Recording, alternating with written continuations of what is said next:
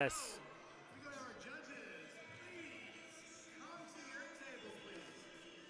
And Miss Grove. Oh. Whoa. All kinds of stuff. People are going to get whacked. And Jacob is now back to work. It's like, thanks for the flips. Now, let's go.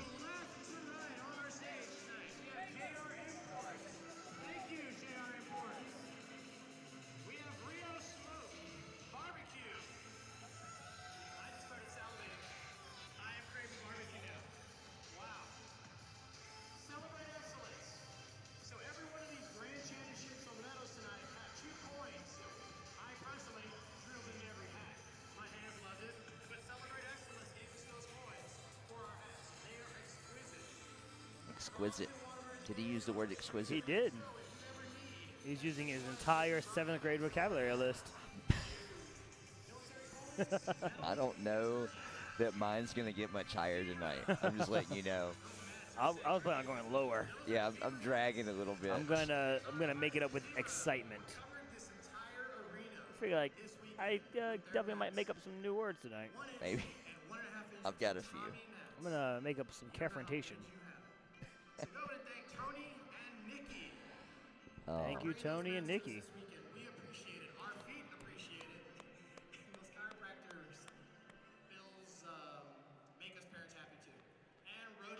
Well, I need to see them about getting some chiropractic footwork. I was left out of that.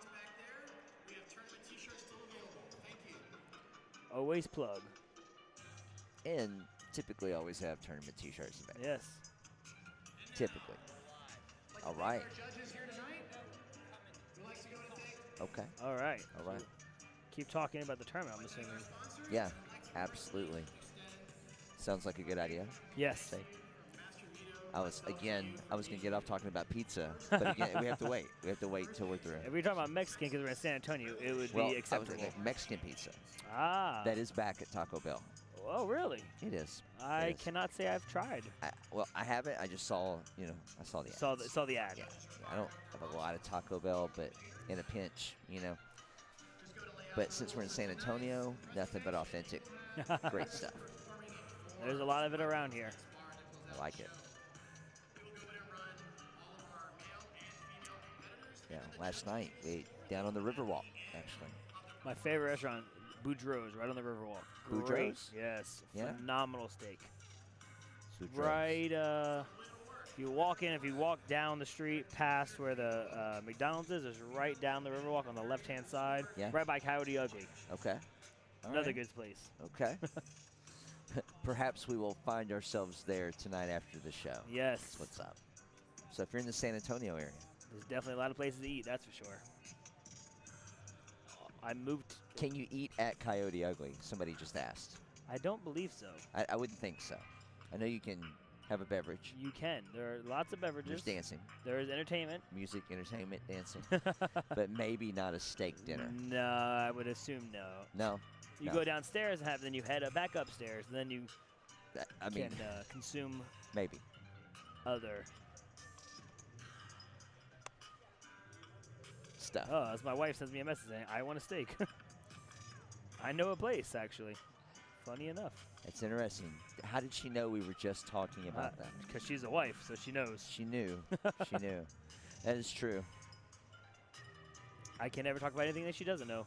No, it's just mental, like, I want a steak. No problem. You got it. Well, I mean, with the mariachi band riling everybody up, dancing, popping, it's nice. I've been to many tournaments. I don't think I've seen the mariachi band at a single one yet. I don't think I have either. Yeah, I haven't been to, like, 100 tournaments in Texas, or some of the states where you think it's possible. But out of all of the states and out of all the events here, I haven't seen it. So it definitely has a uniqueness to just Texas, I would say, especially. Well, and this was a good spot to do that, so it was cool. I think the crowd appreciated it. First time to San Antonio? No, for me, come down for Cowboy Up. Ah. So close enough, you know, and then Yeah. coming into town and not do it a whole lot. Haven't done a whole lot here yet, but I like it. It's cool. It's a fun town. I definitely miss it. Yeah. Come down a lot before for ATA functions, or no? Well, I used to live here. And since then? I now live in Jersey. So now I come back because my wife's family still lives here. So Gotcha. we are still frequent in the San Antonio area. All right. Got to have some Whataburger. Can't go wrong there. There's nothing, no New Jersey Whataburger? No. No. Lots of Italian food. Lots of Italian food. I love that. But it's hard to find some authentic Mexican. Man. Taco Bell is not authentic. Anybody hasn't guessed, we are hungry. Right out of the gate at the top of the show. I did think I just saw Mrs. Molina walking with some wings. Hey, listen, if they make the mistake and walk by this table, we'll snatch a few. Now they're setting up all the judges. We'll shuffle. We got Cheeks taking the stage already. I think he's testing out the floor. It's good. It's all you needed. He's ready.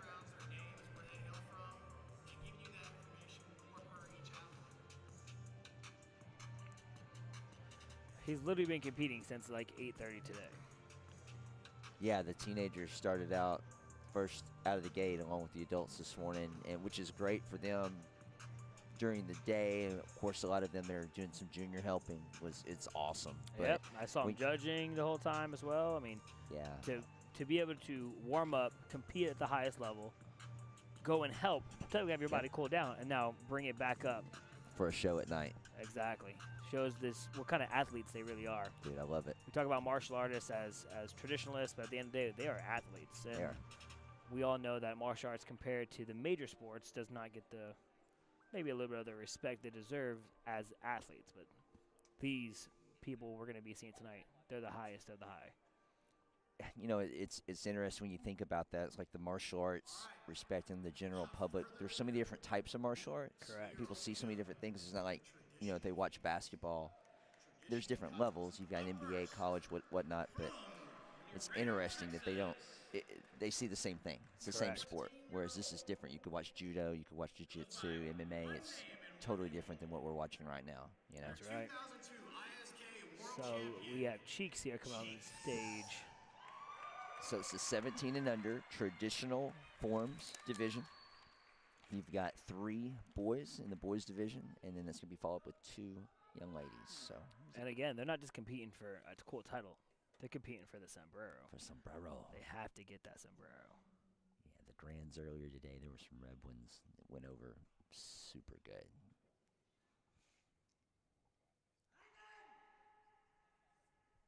Cheeks is now part of Team Competitive Edge, and of course one of the top karate sport martial art teams out there, staying busy. Tons of competitors all over the country. Cheeks is kind of a new pickup, but he's been competing here in Texas for a long time since he was little, right? Oh yeah, definitely grew up through some of the circuits here locally. Definitely now finally getting some top tier recognition that is rightfully deserved. And we're probably about 30 feet from the stage. You can hear the power from all the way over here right now.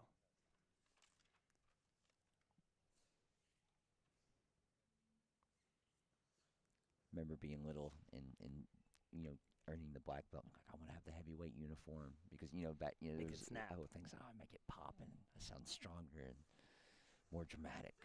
And then you figure out that it wasn't the uniform. It has to be you. I mean, you might hear that thing, you know, it may crack or whatever, but it's different. And that snap and pop, it's a beautiful thing to see once you start figuring that out and you see the students figure it out. We'll be seeing Cheeks a lot tonight as well. We'll be doing some sparring a little bit later. So it's great to see just these top tier athletes, not just in one discipline, but in multiple disciplines. Well, I know we're going to talk about a lot the fact that they do that, you know, and more than ever, it seems like as sport martial arts has continued to grow and evolve. You know, there's been a lot of players, so to speak, over the years that have done a lot, but there was an era when people were specializing a little bit more on the open circuit, especially, I know, and it's really neat, especially with this younger generation the last few years and how diverse they are and can do all the different areas. And there's still people that specialize, of course. But when you see them doing world-class traditional, extreme creative, then they're sparring, and then some of them as they're growing older, getting into the full contact and some, it's awesome.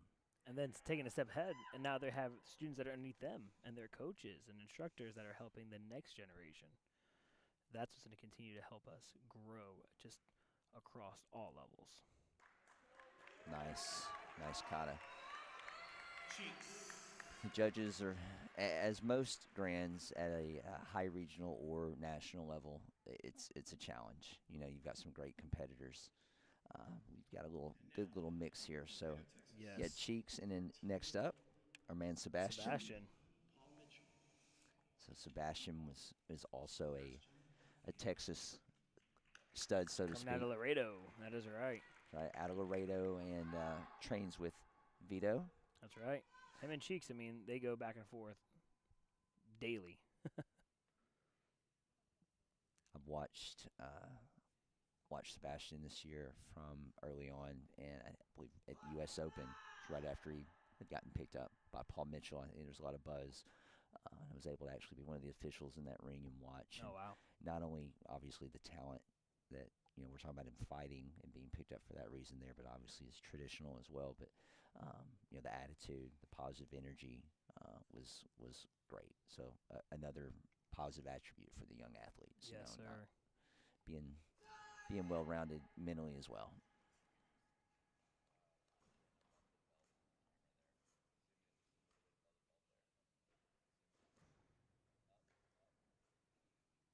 Hands are looking extremely strong right now.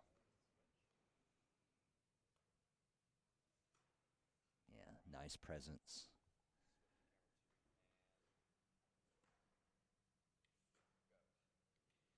Not going to lie, I'm very glad to be doing commentating and not judging right now. These judges definitely have their work cut out for them because we are seeing some of the best around. Yeah, looking at the list, like we were bringing up, and even just watching these first two guys out of the gate and being on, it is different. Judging during the day and officiating different states. Even the divisionals, even without saying, okay, we're picking a handful of the top athletes, and then maybe the grands, like you're seeing tonight, a mixture of who won grands today during the actual tournament versus maybe who they're also set up to compete against, and it doesn't matter. That was just as hard today too. Exactly. Stacked divisions, especially the youth black belt.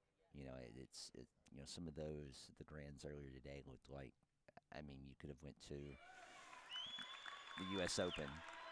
Most of those kids are on stage. Great job. Great kata. Very strong. And now we got Philip coming to the stage next. So this is like a Texas sweep of these three, right? With all three of them being from Texas in different parts and growing up. And you got to know they've gone against each other so many times throughout the years as athletes growing up.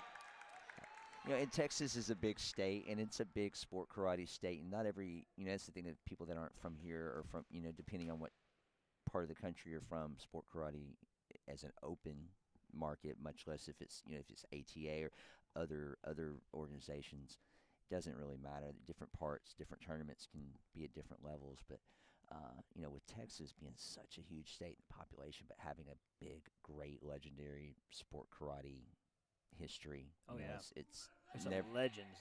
Never a surprise to see a lot of players from Texas. I love it. As you said, Philip Bermay, and he's also on Team Competitive Edge. Definitely not. We're just talking about Texas, but not to minimize it. These guys are obviously top players in the entire country and world on a certain stage at their age group and for what they're doing. Oh, yeah, he's been on the stage of the U.S. Open, Battle. He's been everywhere. And to show the support here in Texas, it's like coming home. I'm sure of all places you want to be on stage. You want to be on stage at home. You do. You want to represent, and there's, some of the other events, with like ProMat growing along with NASCAR regionals here in Texas. It's nice that we're going to have more of these athletes being showcased with other athletes coming in from parts of the country that maybe don't always come to Texas. So we're excited about that. This year we did Cowboy Up earlier, and that was a really good example. And in fact, I think a good inspiration for tonight's show, not just Grands, to be able to showcase some of that. So it's exciting to see that there's going to be more opportunities for them to get showcased. I love it. And again, we'll be seeing Philip later tonight, also doing some creative and extreme, which is probably what he's most well known for. Yes. You know, super creative. One of the probably most creative with the commons right now out. Oh yeah, definitely. And he's versatile. I've seen him pick up the bow. I've seen him pick up the sword, especially having his brothers are also top tier talent. So the whole entire Brumet family. There you go. I love the family. We've got some of them on helping score keep, some of them helping work cameras tonight. I know. So. Talking about versatile, right? Yeah. But that's good. That's good culture. It's good martial arts. A lot of people jumping in and helping, which we build that culture. But everybody helping out is into that. So exactly. It makes these events way more positive. Nice. So nice pace from all three of these competitors tonight. You know, I mean, you're talking a little bit of generalization here, not really trying to break down, their specific katas and the tech, if they did this or, the little foot positions and whatnot. But just being general and talking about, good, bad, or if seeing something that's flashing. Honestly, all three of those smooth, nice, clean. I've seen improvement, watching some of these athletes earlier in the year to now. So over the year, for them to get stronger is amazing. That's incredible. And we're going to go right into the female competitors, I believe, next. Okay. Yeah, before they get scored, the females are going, right? And then again, at the end, they're going to not only crown the champion of the sombrero, but also we'll get a chance to spin the wheel for some of the awesome prizes. What are the prize? Do you know the prize? I know there's like a PS5, right? PS5, Xbox, AirPods. I mean, they went. Oh, never mind. We're gonna go. Judges are putting the scores into the system, so everyone can go ahead and watch that. I'd like to go ahead and thank Philip Bermay, Cheeks, and Sebastian. Okay. I believe we're gonna go right into the males. Representing Team Competitive Edge and John Paul Mitchell. Yeah, if they change up, so you guys watching at home, you may see, depending on the graphic you see come up on the screen, or even you may have a hard time hearing the side announcer. I know just from past experience of the events, sometimes they can't hear what's going on. So watching as far as them coming up on stage, originally the ladies were going to go and then score them all, but I think with the system they may be forced to put in their scores now and then do the ladies. So which makes sense of how it would normally go. So of course. So let's see who's going to come home with a new sombrero. Nice. And so thank you guys at home for having patience. So I think after this first grouping, they'll make sure and we can call it out correctly. Here we go. 9-8, 9-9, 9-8, 9-9. Nice. Solid. It's going to be a close one. Sebastian.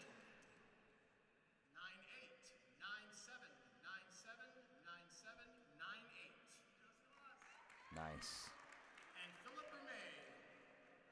9-7, 9-9, 9-8, 9-9, 9-7. All right.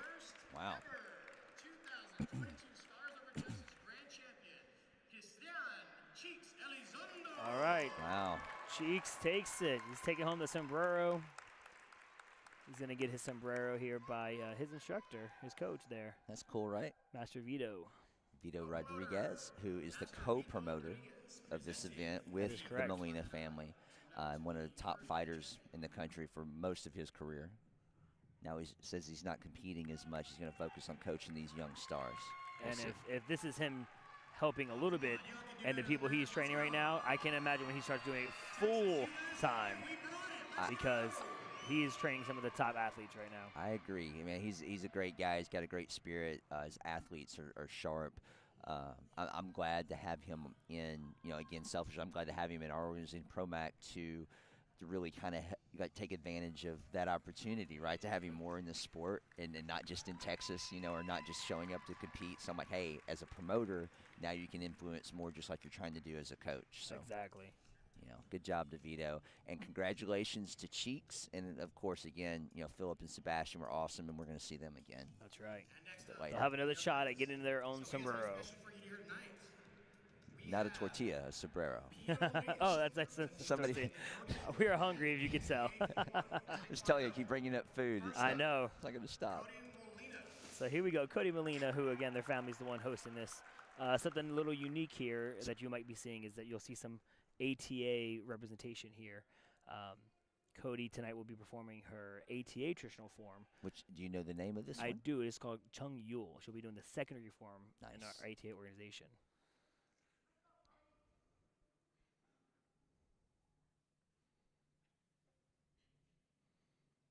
So again, we talk about top-tier athletes, someone who does not only every aspect of competition here in the sport karate circuit, competing also still in ATA, lacrosse, cheerleading. Tonight is actually her homecoming. She's competing tonight and then heading to homecoming. That's what she told me earlier, and I was like, what amazing dedication for a young teen. You know, it's like making sure that this is taken care of, family event, and it's awesome. But their family is amazing. You know, they're always, just in the last few years of seeing them coming to events and helping out, and the attitude, even the kids helping with setup and tear down of some regional events, after being superstars during the day, so again, we're talking about that positive culture and, what can we do for others and how can we grow together and do things. So it's great to see not only are they doing that, but obviously the kids are top level athletes. Exactly. I'm saying she's a double agent this weekend. That is true. I told them, I was like, with them playing on the open circuit so much and just killing it and doing great, and then also representing the roots, Exactly. the ATA. So a lot of the open, even though with social media and, these kids share a lot, Cody's very active, on social media, which, I love for the athletes to do that and share our sport. I always encourage my team to do that appropriately, over the years. Of course. And to see, in the open market, they get a little bit more a chance to see what they do outside of those events. Exactly. And that's the thing, is how they're going to grow. Even though they are competitors inside that ring, outside the ring, many of them are friends, and they enjoy the success of others, and to see them just have that life. Yep. Form's looking strong. She's coming to an end here. Last two moves, the jump, turning, knife hand strike punch, landing in a backstand. Solid. Nice.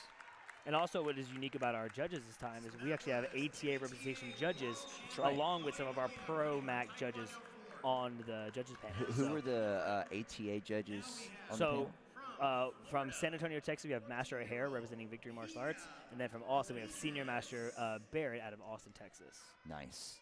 And if you guys didn't see that earlier, if it didn't come up on the ticker at home with those ATA judges, we also have Roger Haggard and Rick Ruff, both representing Texas, and then Master Rodriguez also. So a great mix of judges, and as you mentioned, that normally doesn't happen, like at an open event where you may have the organizationals, coming in. So it's really cool.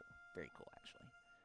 Yeah, they definitely have something very unique here tonight with the representation of all different circuits being broadcasted and shining some light on just the top athletes that we have in martial arts. Right. Take the circuits out. We all strive for the same thing, whether it's in our disciplines and our respect, and of course in our athleticism.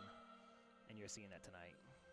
Man, I want to come back and touch more on that. It's a big conversation in our sport in general, and like in martial or sport martial arts in general, no matter what organization. The young lady on the stage right now is one of the top teenage competitors in the world, and very diverse. We're talking about diversity, spars, weapons, traditional, can do creative and extreme, although lately most of the time you're seeing her and her brother focus on traditional. Coming all the way from Florida, too. Yes, this is Sofia Rodriguez.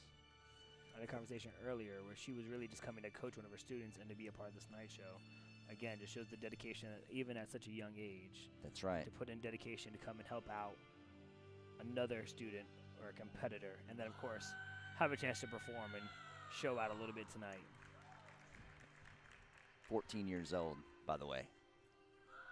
And, I mean, not only, just strong technique is beautiful, presence. I'll go back to that. It's when you can be athletic and strong and have high kicks or amazing tricking, but, do you command the stage? Do you command the attention? Or are you in control of that moment? And I think, as a coach, as an instructor, over the years watching, that's a thing that you can teach to a degree. Of course. But certain athletes either have that performing gene or not. And, at home, if you're watching, you could tell Sophia's man, she's got the performance gene. Her face, the intensity, the timing, always one of my favorite performances to watch. It's like my dad's a musician, and he always says you got to play through the rest. And even when she is holding into a transition to her next technique, you don't want to take your eyes off of her. Everything she's doing is so strong and in the moment. Yeah, it's beautiful and strong at the same time, right? Correct. Which is, as a traditional, you know, Talk about Kata martials, practitioner. the structure, the arts, the beauty, and that's what we get to see. Yep, I We're love seeing it. two very different, unique forms. It's So- going to be interesting to see how the judges are going to look at that. Exactly, great You point that Cody was at the Korean base. Correct. There's a Korean base. You saw a lot more high-level kicks, multiple kicks showing, demonstrating balance.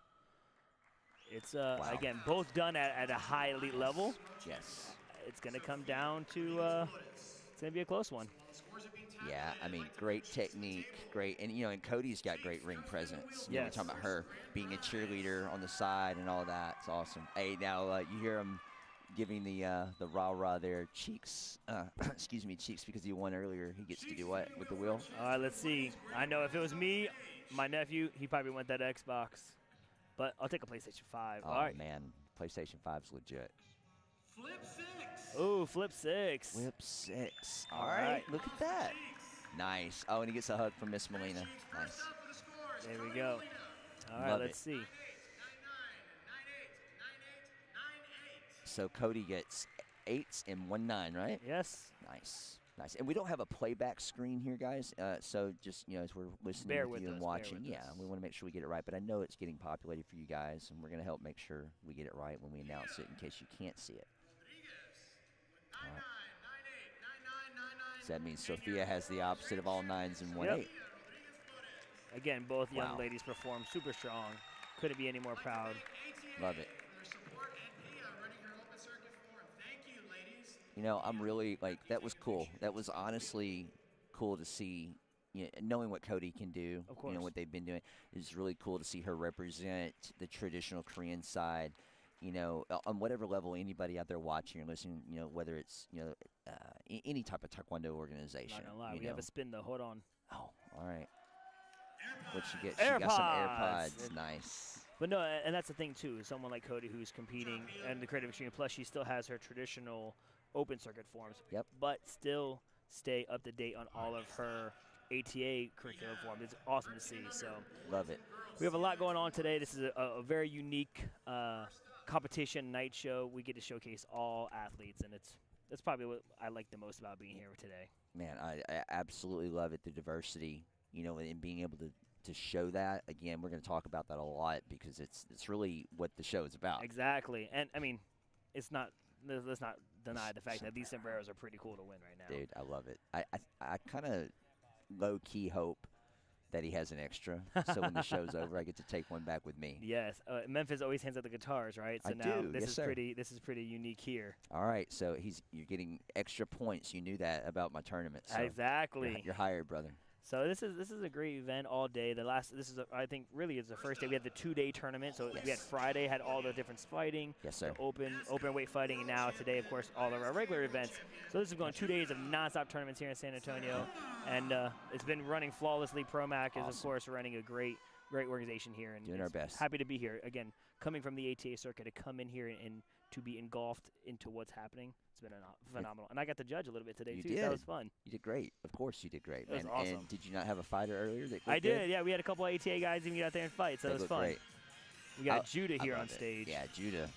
So we'll be able to come back. I'll be able to brag on you guys more. Speaking of tricking, cork. Oh, 3 corks to open up. amazing. So Judah from California, one of my favorite teams to just kind of mix and talk to at some of the big World Tour NASCA events. Their coach, Will Jackson, is a great guy, great energy, and they've got different people that help out. But that team over the years growing and watching their demonstration team over the years continue to move. And Judah, since he was able to put on a uniform, I think has been on that team and been one of the superstars. He's rocking it. I got first exposed to judo when we were during COVID. We were running a online martial arts battles. Right. That was my first exposure to COVID. Or, I'm sorry, not to COVID. My first exposure Judah, to through that. judo. And even that was just about 2 years ago. And even Yes. since just then, he's progressed so much. he's Strong Webster. getting bigger, stronger, you know, and he's keeping that dynamics. He's got a great look and presence too, you know. Exactly. Very strong opening there for Judah. Nice. And I like your calls on the tricks, man. That was great. Good job. World champion, Jet Fanucchi. So we got Jet here. He's out of San Antonio. He's a local here. Okay. Training And at a Victory Martial Arts. ATA top Yes. world champion in his age Yes. group, right? Yeah, so with the ATA organization, of course, they're competing all year, earning points, very similar. And at the end of the season for us, always falls in the summertime. They Okay. compete in the top 10 to earn that title, and he, of course, has recently won his title. Typically goes to the world championships happening in the summer, and then after that, So the yeah, next season kicks off. Correct, yeah. So our top 10, or our Tournament of Champions, would follow on that Wednesday, Thursday, Friday. Then Saturday would kick off the brand new season to earn points. I thought that was how you guys did that. Yeah. I've just so many friends It's very keep unique. up with. I love it. Organized. We love organized and professional in our team. So I love that. Staying strong. But again, what he's performed today was some creative extreme. No matter what organization you're in, you know, you're watching the same skill set, same Type tricks. of thing. Exactly. Yeah, same type of thing. Yeah. And you got to give credit to you know, one of the guys I used to compete with, you know, coming up through the NASCAR circuit, Mike Chat. Oh, you yeah. know. Mike was, you know, instrumental in, you know, hooking up with Bill Clark and some of the other powers that be, Correct. you know, in ATA and bringing ATA Extreme and XMA to the Yes. fold. I got to be on the cutting edge when I was a kid with that program. And when I went through my mastership with the ATA, I actually did it together with Mike Chat. We actually sparred each other during our Nice. mastership. So I have a long affinity with him. Nice. Jet's looking strong here. But we have a little 6 degrees of Kevin Bacon with you and I then with that. So Mike used to smoke me pretty good in the competition back in the day. Him and John Valera and Carmichael Simon, who's now a Texas guy. Exactly. Strong. I'm telling my age here. Trust me, I'm not far behind on that one. It's another ATA representation here coming out of San Antonio, Texas. We got Grayson Stewart, who also will be sparring later tonight as well, which will be pretty fun and exciting. We'll have some of the NASCA in Cheeks and Sebastian going against two ATA competitors in sparring. Okay. It will be kind of like a mixed rule sparring match, so it's going to be cool to see them adjust and adapt to put on a great show for everybody. Yeah, and that's, you know, that's cool to see, like you said, mixed rules and have a little bit of, you know, maybe something they're not used to. Yeah, I think it's just to help level the playing field a little bit here. I like it. I like it. We like consistent, but we like some fresh challenges. Exactly. So some of them competed today in the first time, working on some of the different sparring skill sets, and then tonight we'll get to see some of the open circuit guys adjust their sparring and have to kind of work on the fly. Got a strong combo here coming from Mr. Stewart. Going back a long kick pass. Yeah, that was a little extended.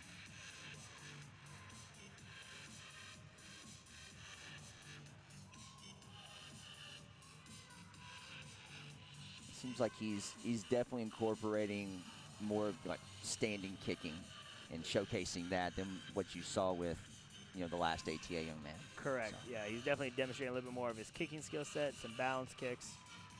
Again, that's what we love about Creative Extreme. Oh, we got a nice little punch combination there.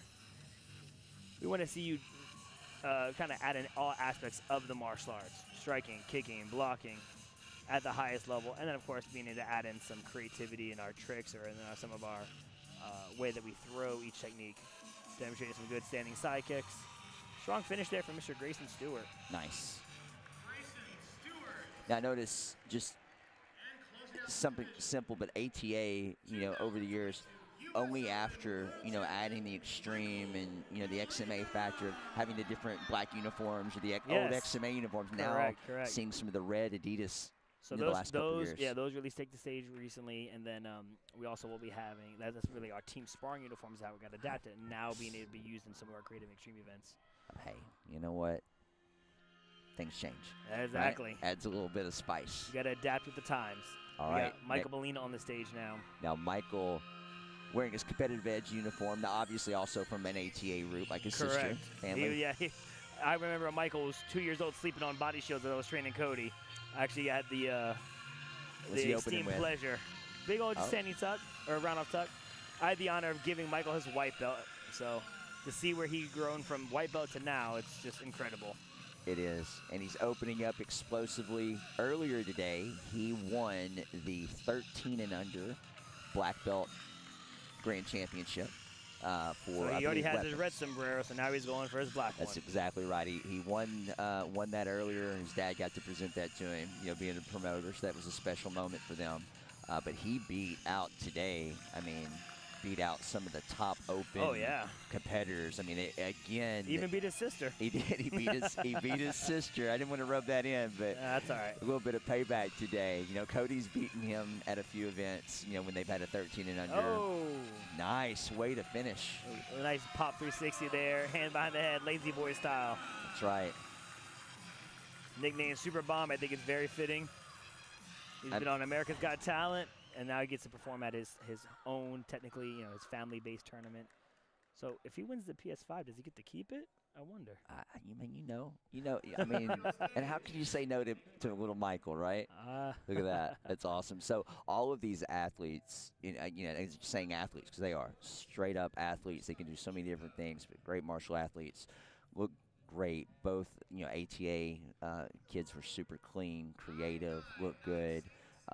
And going against, you know, in an open environment, you've got Judah and now Michael. Yeah, that's awesome. Nice. We got a wide mix of scores so far. I heard that. It's going to be interesting. Okay, he pulled an 8. I think. Who do you think got that? Wow. Hey, wow. hometown got that extra takes point. it. That's right. Wow. So he wins Grands earlier today with Weapon, and then he wins the Challenge Division tonight. Wow. I like it.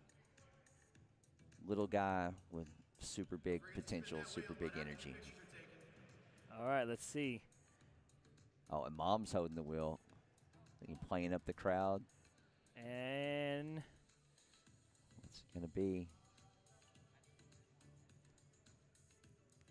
I wonder if they like. JBL clip. Good job, Mike. I got a JBL clip, little traveling speaker. Oh, okay, got a traveling speaker. Nice. He has music going 24/7. He's a little firecracker. Again, Super Bomb is a perfect nickname for Michael Molina. I love it. I love it. And, you know, I think he's pulled a guitar himself. Oh, yeah? About that. Absolutely. Can't go wrong.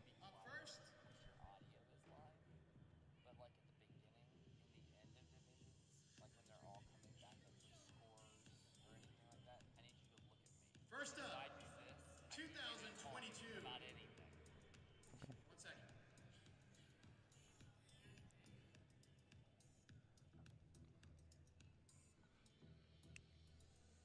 First up. All right, here we go. Here we go.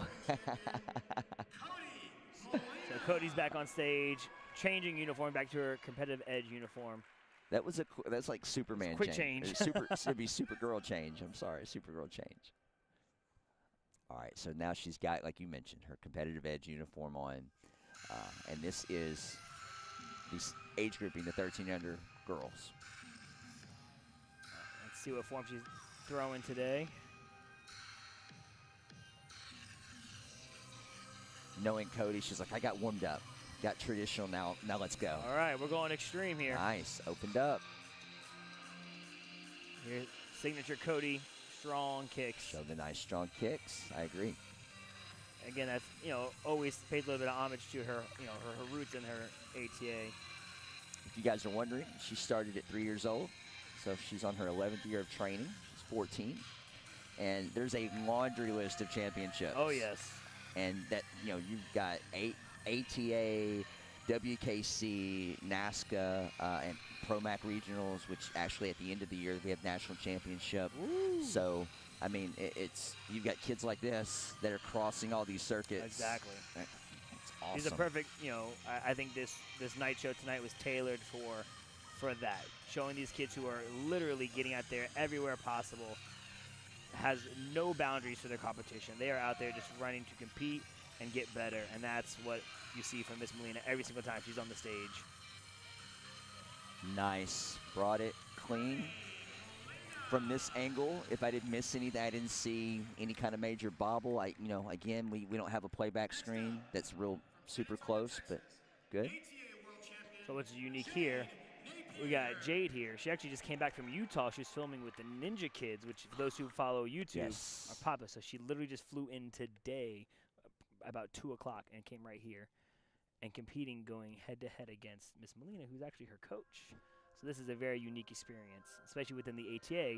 We don't leave you compete inside of your age and your rank bracket. Right. So they would never be in the same tournament against one another. So because that's something it's else. rank-based as well. Rank and age-based, that is correct.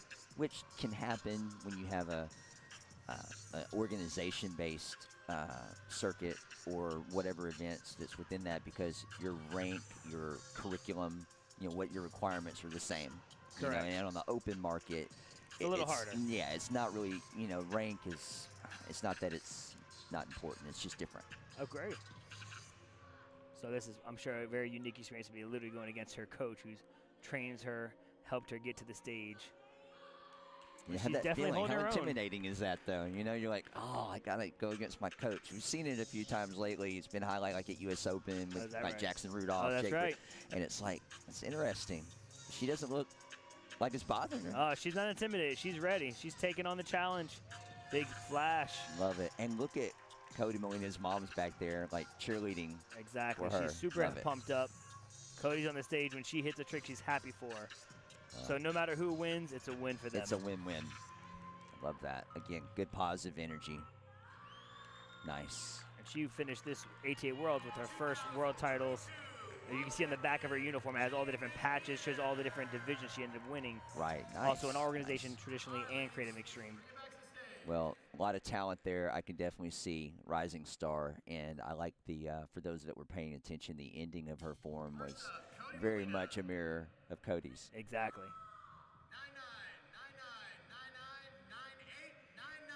So 4 9s and an 8 for Cody, right? It's pretty solid.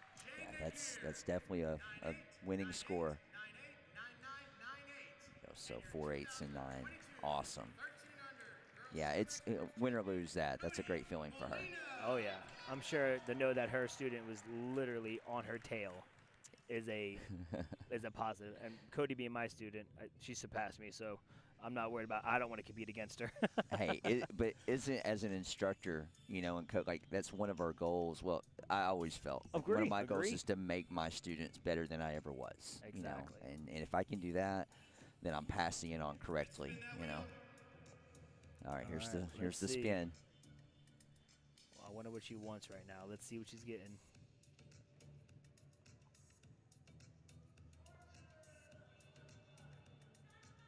JBL Charge 5. All right.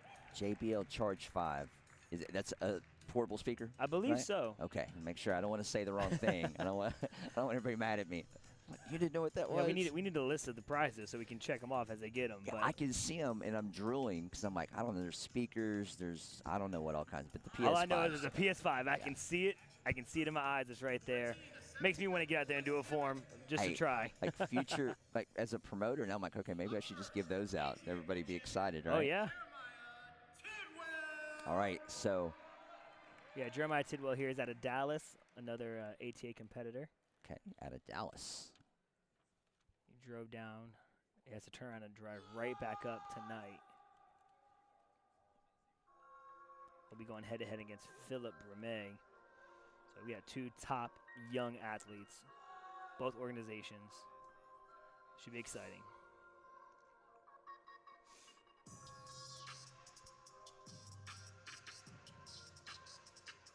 Jeremiah's 15. He is. All right, let's see. He's walking to the corner. I got a big opening here, I'm assuming. We got cart. Big double full. Double, nice. Little bobble there, but he's a strong competitor. He'll come back from it.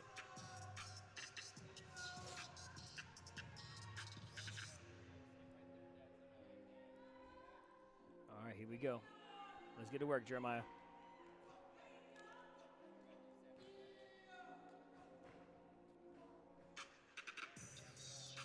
Going big, cheat 9. Ooh, nice court.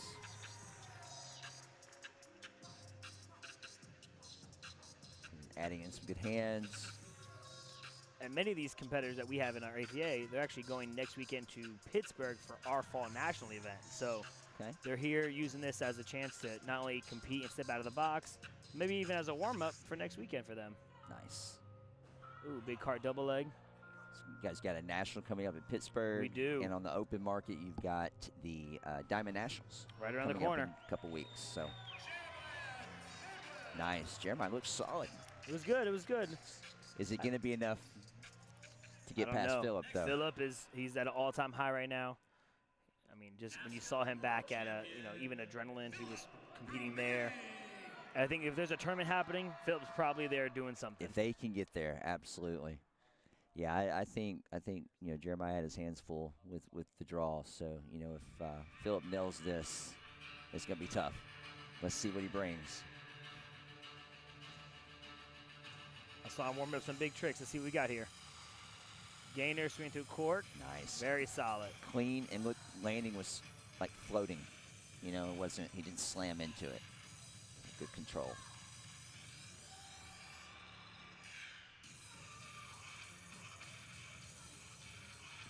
Ooh, Nice big speed. cheat 7. Yeah, that was clean. Nice torque with the turn. Again, a little bit of dynamics, for that little bit of difference. The double. Nice. And I like on the kicking, the swing through, whether that's, with the spinning hooks or, the wheels, and then also with the round the foot position is important. Sometimes, you see that dangle. Ooh. He's knifing or pulling even on that. Wow. Shuriken cutter, you can see both kicks in there. Nice. That's one thing that, running audio tonight, Jacob Pinto, of course, that's one thing he's made really big is when he does his tricks, right. He wants to be able to see every little detail. If he was to hit a target, how it would look. So people who say tricking is not martial arts, when you see them throwing these kicks like that, you don't want to get that's martial arts. Yeah. You don't want to get hit with it by any means necessary. Micah Carnes was also another one, the legendary with that skill. Very definitive. Yeah, Phillips got that gene, I think. You can see it coming out of that. And he's got long legs, too, so the fact that he can highlight that makes it even better. So, again, my first introduction to him was during our martial arts live battles, and he's killing it. All right, nice. 9-8s across the board. He said, Webster, I'll counter your Webster. Of course. 9-9s across the board. Philip takes it. Phenomenal competition, great sportsmanship. Absolutely. I mean, for both of these young men, there's nothing but the ceiling. They're going to go up. They're going to continue to improve through their martial arts, whether it's in their creative, extreme, traditional.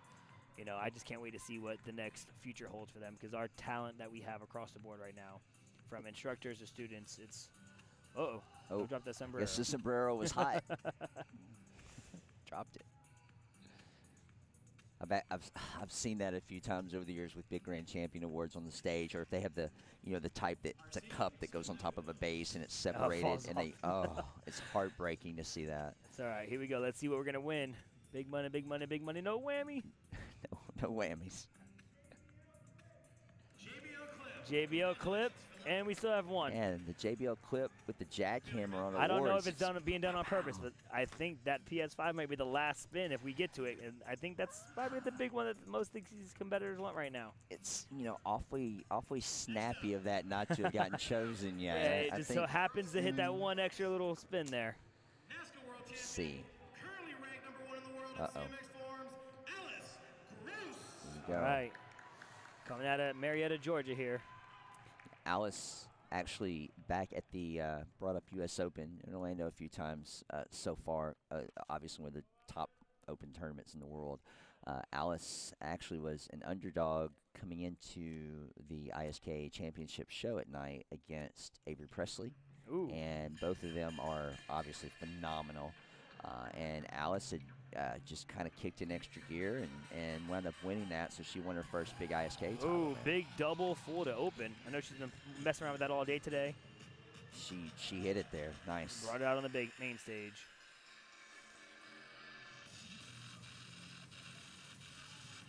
Starting super strong. Yeah, and she's continued to get better and impress. I've been able to watch her maybe the last 4 to 5 years as she came onto the circuit. She's a Tiger Rock Taekwondo student. Her and her dad train and teach out of one of those locations. She's on Team Infinity, which is coached, well, they've done a transition in coaching, but one of my great friends in the sport, Mike Welch. Oh, wow. That's awesome. Their legendary team. So Alice has been a great member of them for the last few years. It's funny, I was talking to Dad earlier, and it's when I used to live in Georgia, he brought up a name to me, Chrissy Conception, if you want to go way back. Yes. That was one of her original instructors and coaches, so. Well, she looks like Chrissy did back in the day, too. Oh, my when gosh. Chrissy Conception was young. Yes. And the whole thing. Nice performance by Alice. Clean, nice tricking, always stepping up her game. Great job, ma'am. That was great. I was actually, just remember, Chrissy, I was on John Chung's team sidekick for a couple years with her when she was young. So she was a great martial artist as well, and is. All right, Annalise Bowen. Here we go. She's on Team Revolution. Canelo Lovelace out of the Detroit area. Our sportmartialart.com fans know him well. One of the top coaches in the game. Great personality. And might I add, one of the best dressed. So Canelo, if you're watching this or any of the other Revolution team, you let him know. I think he's got it. All right, Annalise, one of the top young female competitors in the open circuit. You'll see her at most of the NASCAR World events now, and obviously some of the top regionals like this event this weekend. Here we go. Getting started with some strong hands.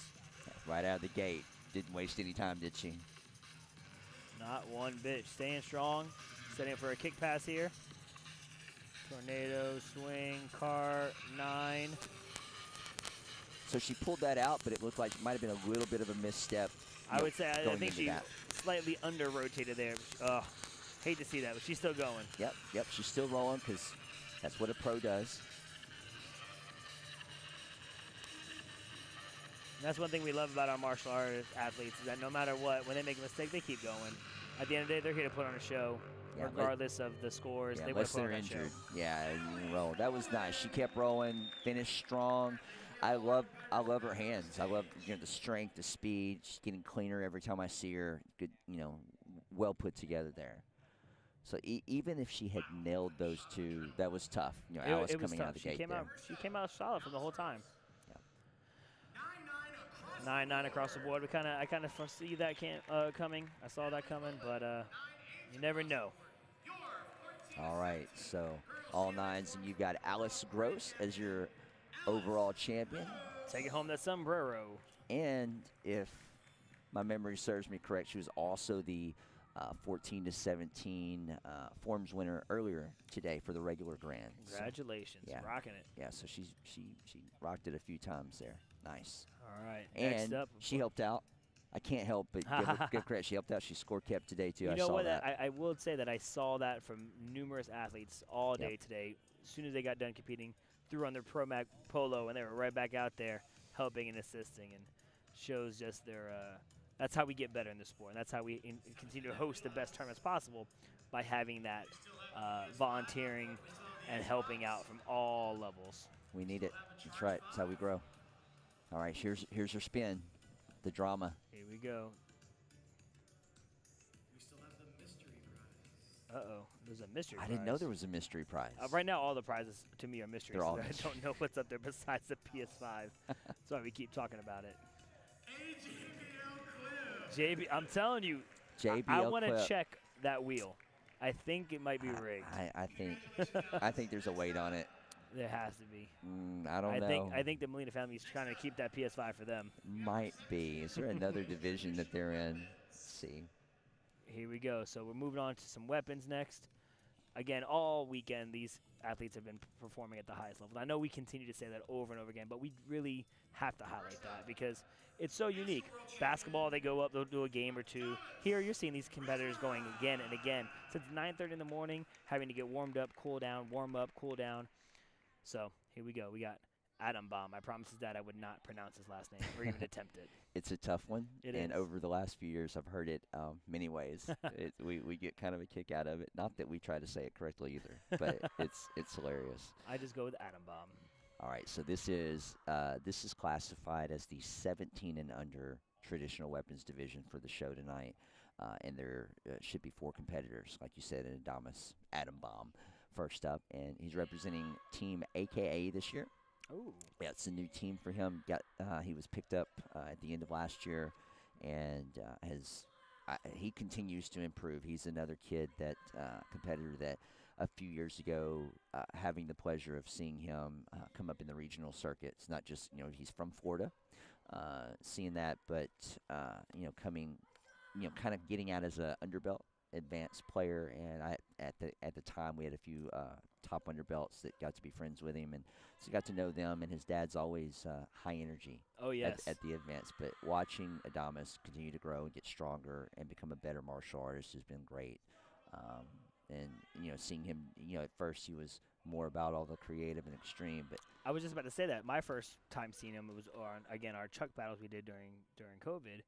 So now to see him picking up the sword, yes, I didn't know he had that in his arsenal. And I can tell you right now, I am not disappointed. It is strong, solid. it's clean. So he's being well versed in traditionally, and of course in the CMX with different weapons. I believe he made the stage, the finals for the AK Warrior Cup in Chicago. It happens every January. I believe that's the first time I can remember seeing him on stage with the sword. Remember, it might have been end of last year, but it's definitely a newer thing. Like you said, you see him with the chucks, Primarily, creative a lot, right? Nice, pops a little side kick there.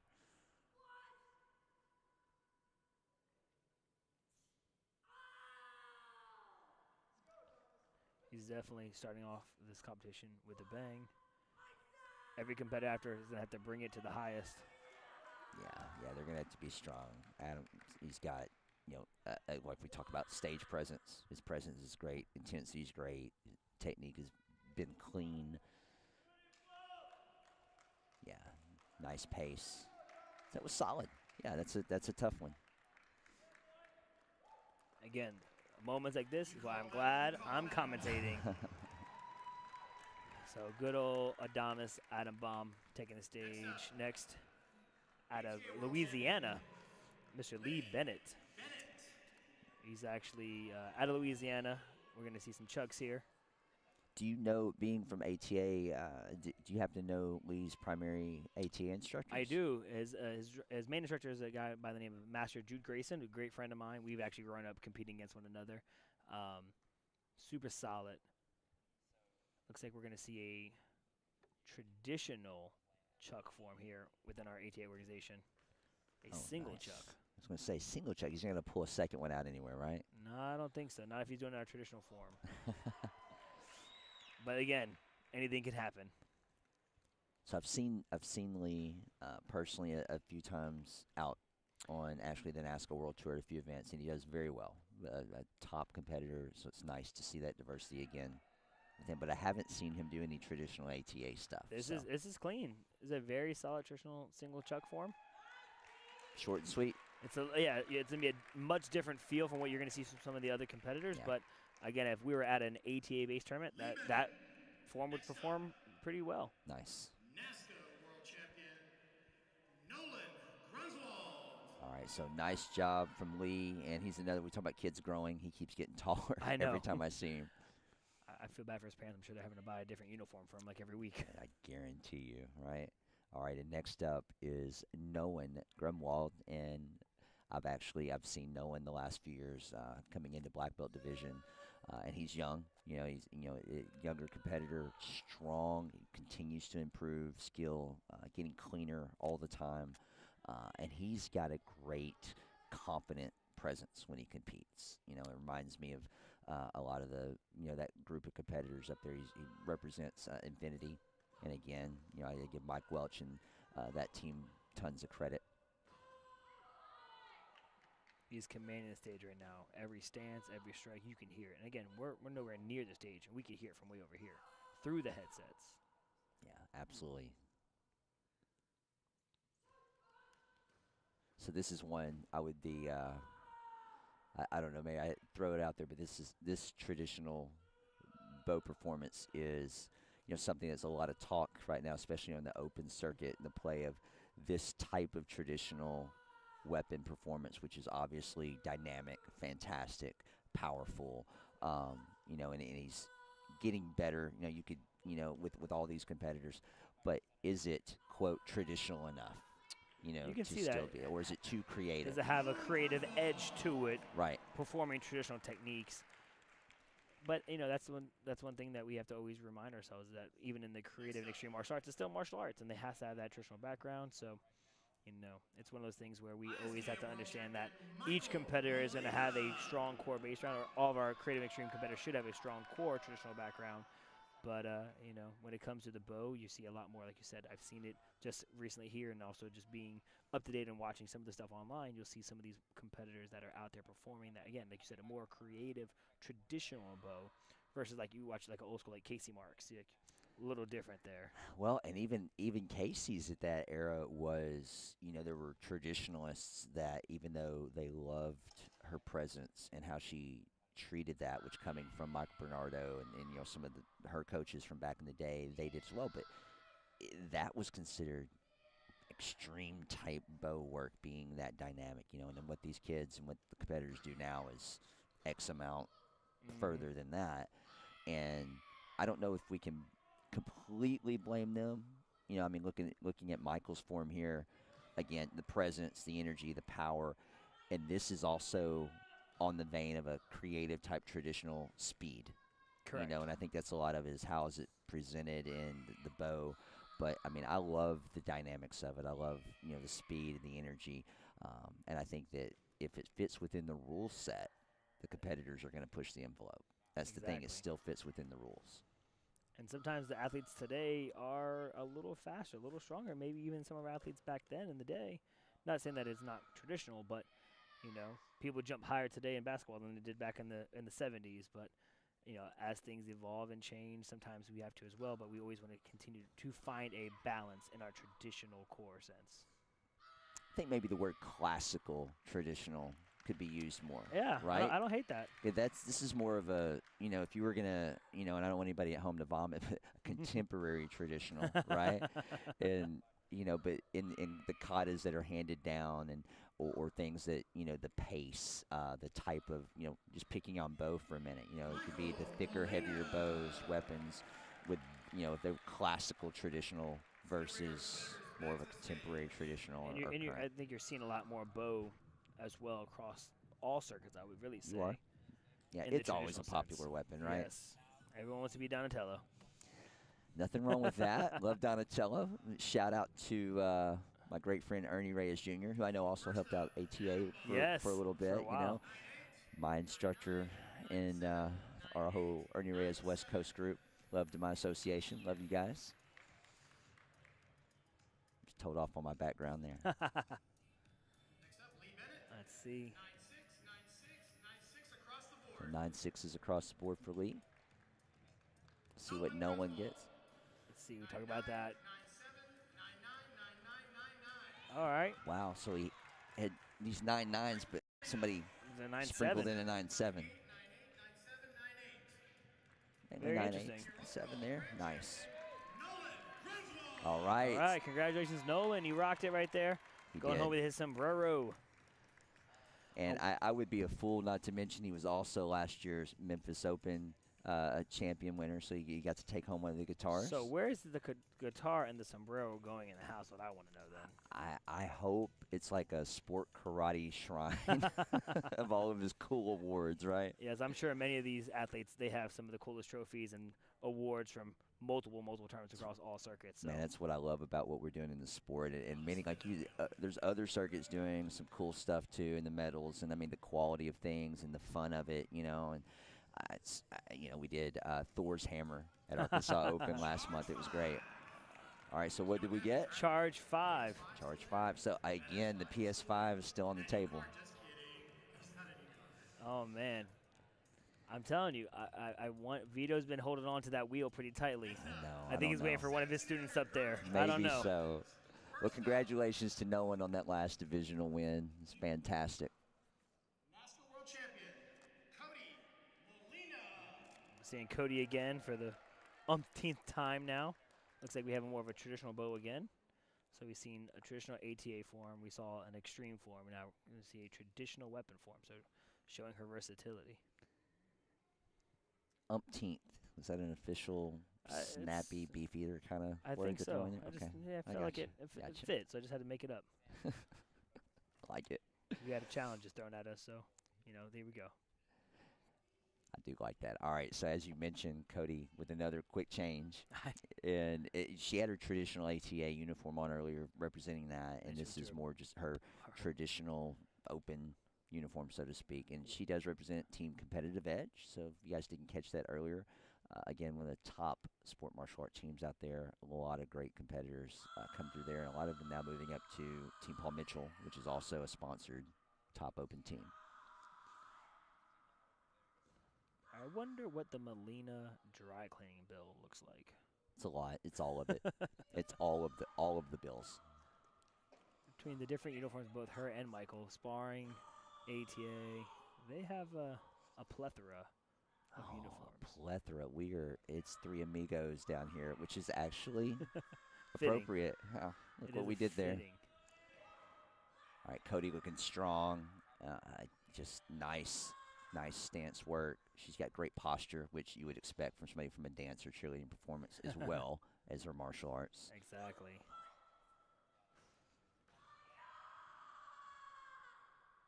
Again, she has homecoming after this, so I wonder if she's gonna go just in her gi there. She's gonna go straight from here, show up, ready to rock it.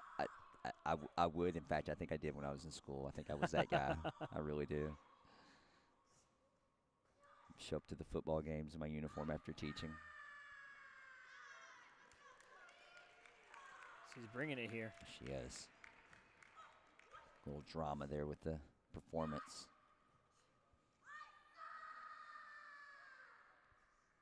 Nice little stances. Demonstrate our balance here.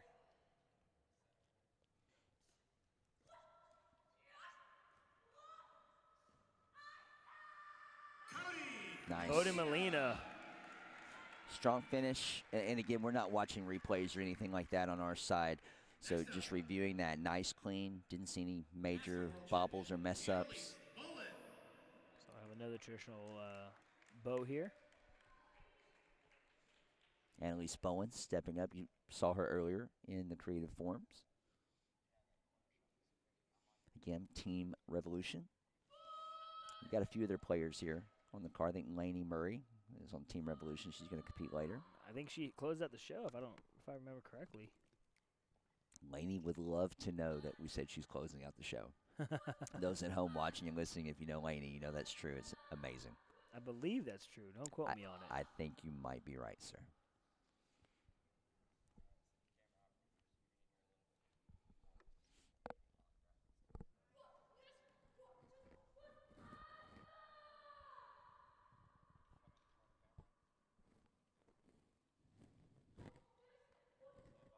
So really watching, from this perspective of what we were, talking about with, how people are thinking about the traditional, especially, again, in the open conversation. I'm not sure how some of the organizational conversations go when they, allowing the different types of divisions. But a lot of the talk with, is it too creative? What's the presence? And what's dictating that? But I can imagine if it continues to win, competitors are going to continue to do it. Of course. Everybody, you've got to think. It's like, okay, does it fit within the rule set? And then if it does, and they're pushing the envelope, if they continue to win, why would they change it? But the officials have to also score within the rule set. Correct. And if they feel like it pushed the envelope, yet it still was the best, it's hard to blame them on that too. So maybe, modifying the rules, like I said, having a classical division may solve that. Might have to. We got Cody Molina with the win. Congratulations, Cody. Takes home another sombrero. I wonder if she's going to get to spin the wheel again. And let's see if we get another a JBL clip. I or would will bet that she wants PlayStation to. go? I bet she wants another spin. I don't know if Dad can tell her no. So fantastic. Both of those girls were solid. I know as we were talking through, they did through the scores up there, and both of them had similar type performances. I would agree. Yeah, I mean it was I'm sure it came down to the smallest of things. I think Cody had a little bit deeper, stronger stances, I would say. I agree. But both girls, I think, performed at the highest level. They were great. Oh, they put it down this time to spin. Did it make a difference? Oh, we got the mystery prize. The mystery prize. I wonder what it is. Shaggy or Scooby come up to give that. All right, I think I see. Cash. It's cash. Oh, some money. Nice. They hand over money to your daughter. Well, it's just a Wednesday. As we heard, Miss Molina said, I guess she's buying dinner tonight. Love It's it. probably going to come out of her allowance, if I had to guess. Probably. Probably. It's like I gave it to you on stage, but. Give it back. All Remember right. you didn't clean your room? Give it back. Let's give it back. So congratulations to Cody Molina. She was the winner of the 13 and under traditional weapons for the girls. And I believe we're going into a boys competition next. yes. Let's see. Still, I mean, those prizes, that PlayStation 5 is still there. I'm sure these competitors are wanting it. They're going for it. But somehow just can't seem to spin it. I'm sure they're going to want to get it, though. But, I mean, hey, a sombrero, even though you don't get a PS5, would be pretty cool. I think that the commentators really should have a chance to win the PS5. I would like to. What do you think? If there's nobody to earn it, I think we should have at least a chance to spin it. I mean, if he'll give us a crack at it, we could definitely go. That's for sure. I mean, when we look at this competition now, we still have some sparring coming up here in a little bit later. We'll get to see Thankfully, nice. some ATA team going against some of our open circuit team. So that should be pretty fun to watch. What do you think about watching some today, and of course knowing, in all my years of keeping up and trying to watch and being involved, the difference on, say, the open circuit and just, ATA specifically. Obviously we don't want to speak about things we don't know, but coming from that, obviously the allowances of punching to the head is hugely different. And of course, what it used to be, and maybe what ATA's evolved to now. How different is it now, and how ready do you think the players are to adapt to that? So I think many. It comes down to training, of course, and I came from an ASCA background, then joined ATA. So when I first joined ATA, I kept getting disqualified. I kept getting disqualified over and over again for it. And some of our competitors today, they tried it, and it was like, whoa, this is a little different. I think through the proper training, they could definitely succeed. I mean, again, look at Cody, someone who's transitioned into it and just had to learn it. So I think if we had the right coaching, the skill set's there, that the talent is there, it just has to come down to the training and the coaching. All right, here we go. So we've got the creative, the kind of the CMX weapons. We got Lee Bennett back on stage here out of Louisiana. Again, under Master Jude Grayson. All right, so it's stepping up. He did traditional a minute ago, slower pace. Went with single, and now he's back here with double. Yeah, and this is what I've seen. I've seen this Lee. So. This is what he's used to here. Nice tricks. Again, as he gets taller and taller, his stances continue to get lower and lower. That's a good thing. It is, and you have to almost over-exaggerate, with that length, right? I would 100% agree to that. Somebody short doing good stances makes it look good. Someone tall doing good stances makes it look great. Yeah. You get the bigger, like everything on TV, right? You that circular, nice clean large lines. movement. Ooh, nice. We had a 720 catch there. That That's was two nice. spins. Here we go. Getting close to the ending here. Nice hand roll combination. He had a chuck switch there. Finger thumb roll. All right, so his chuck manipulations are on point. Nice. Big spins there. Nice finger rolls. Oh. He caught it. He finished strong. Came with the intensity. Kicks off the weapons competition with a bang. That was nice. That was nice. I mean, the great manipulations, the finger rolls, and I like he's one of the competitors that is doing the manipulation or the roll as he's, spinning and moving with his body. So that's another level of difficulty. And here we go. You got Michael Molina taking the stage now with his bow. I think lately this has been his favorite. He's been probably the most consistent with it. So let's see what he can bring today.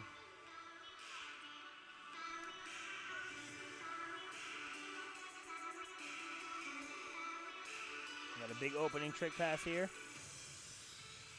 Big tuck to the knee. Nice little superhero pose.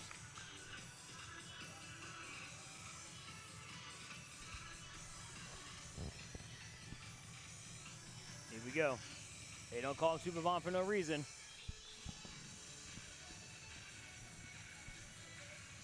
That's the same hand release, the same hand catch. 1, 2, under the arm. Oh, nice. Nice little touch there. And visually coming through looked nice. One thing about Michael's form, he's always using the entire, ooh. That's going to be a tough one right there for him.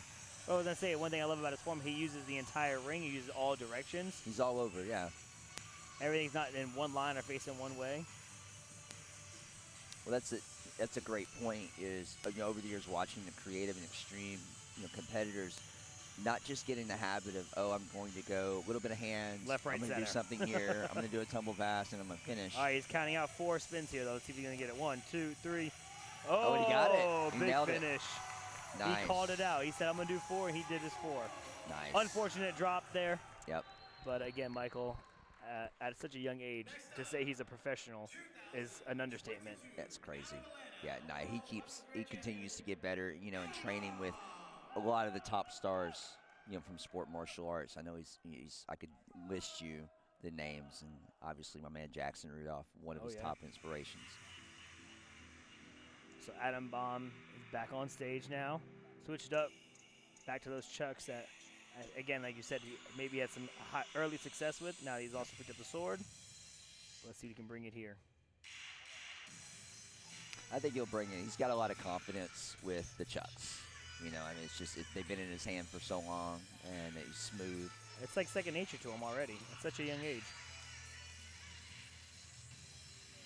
And it has been interesting to see, especially the last 2 years of watching him grow up physically and get stronger and being able to trick more with his body and get cleaner on, the technique of those and stronger. Watching him as an underbelt come up. He had a bobble there with the landing. Big just foot. as soon as I said that, right? Landed a little bit on his elbow versus his hand. Yeah, a little forearm action. But it has been nice to see the evolution, with the kids over the years. I'm always happy to see them continue to get better. He's definitely usually shines with this division.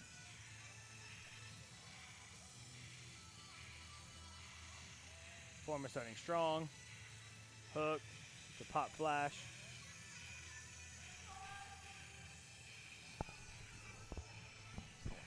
He's going strong here.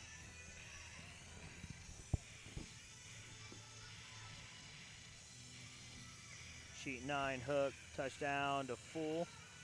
Nice pass.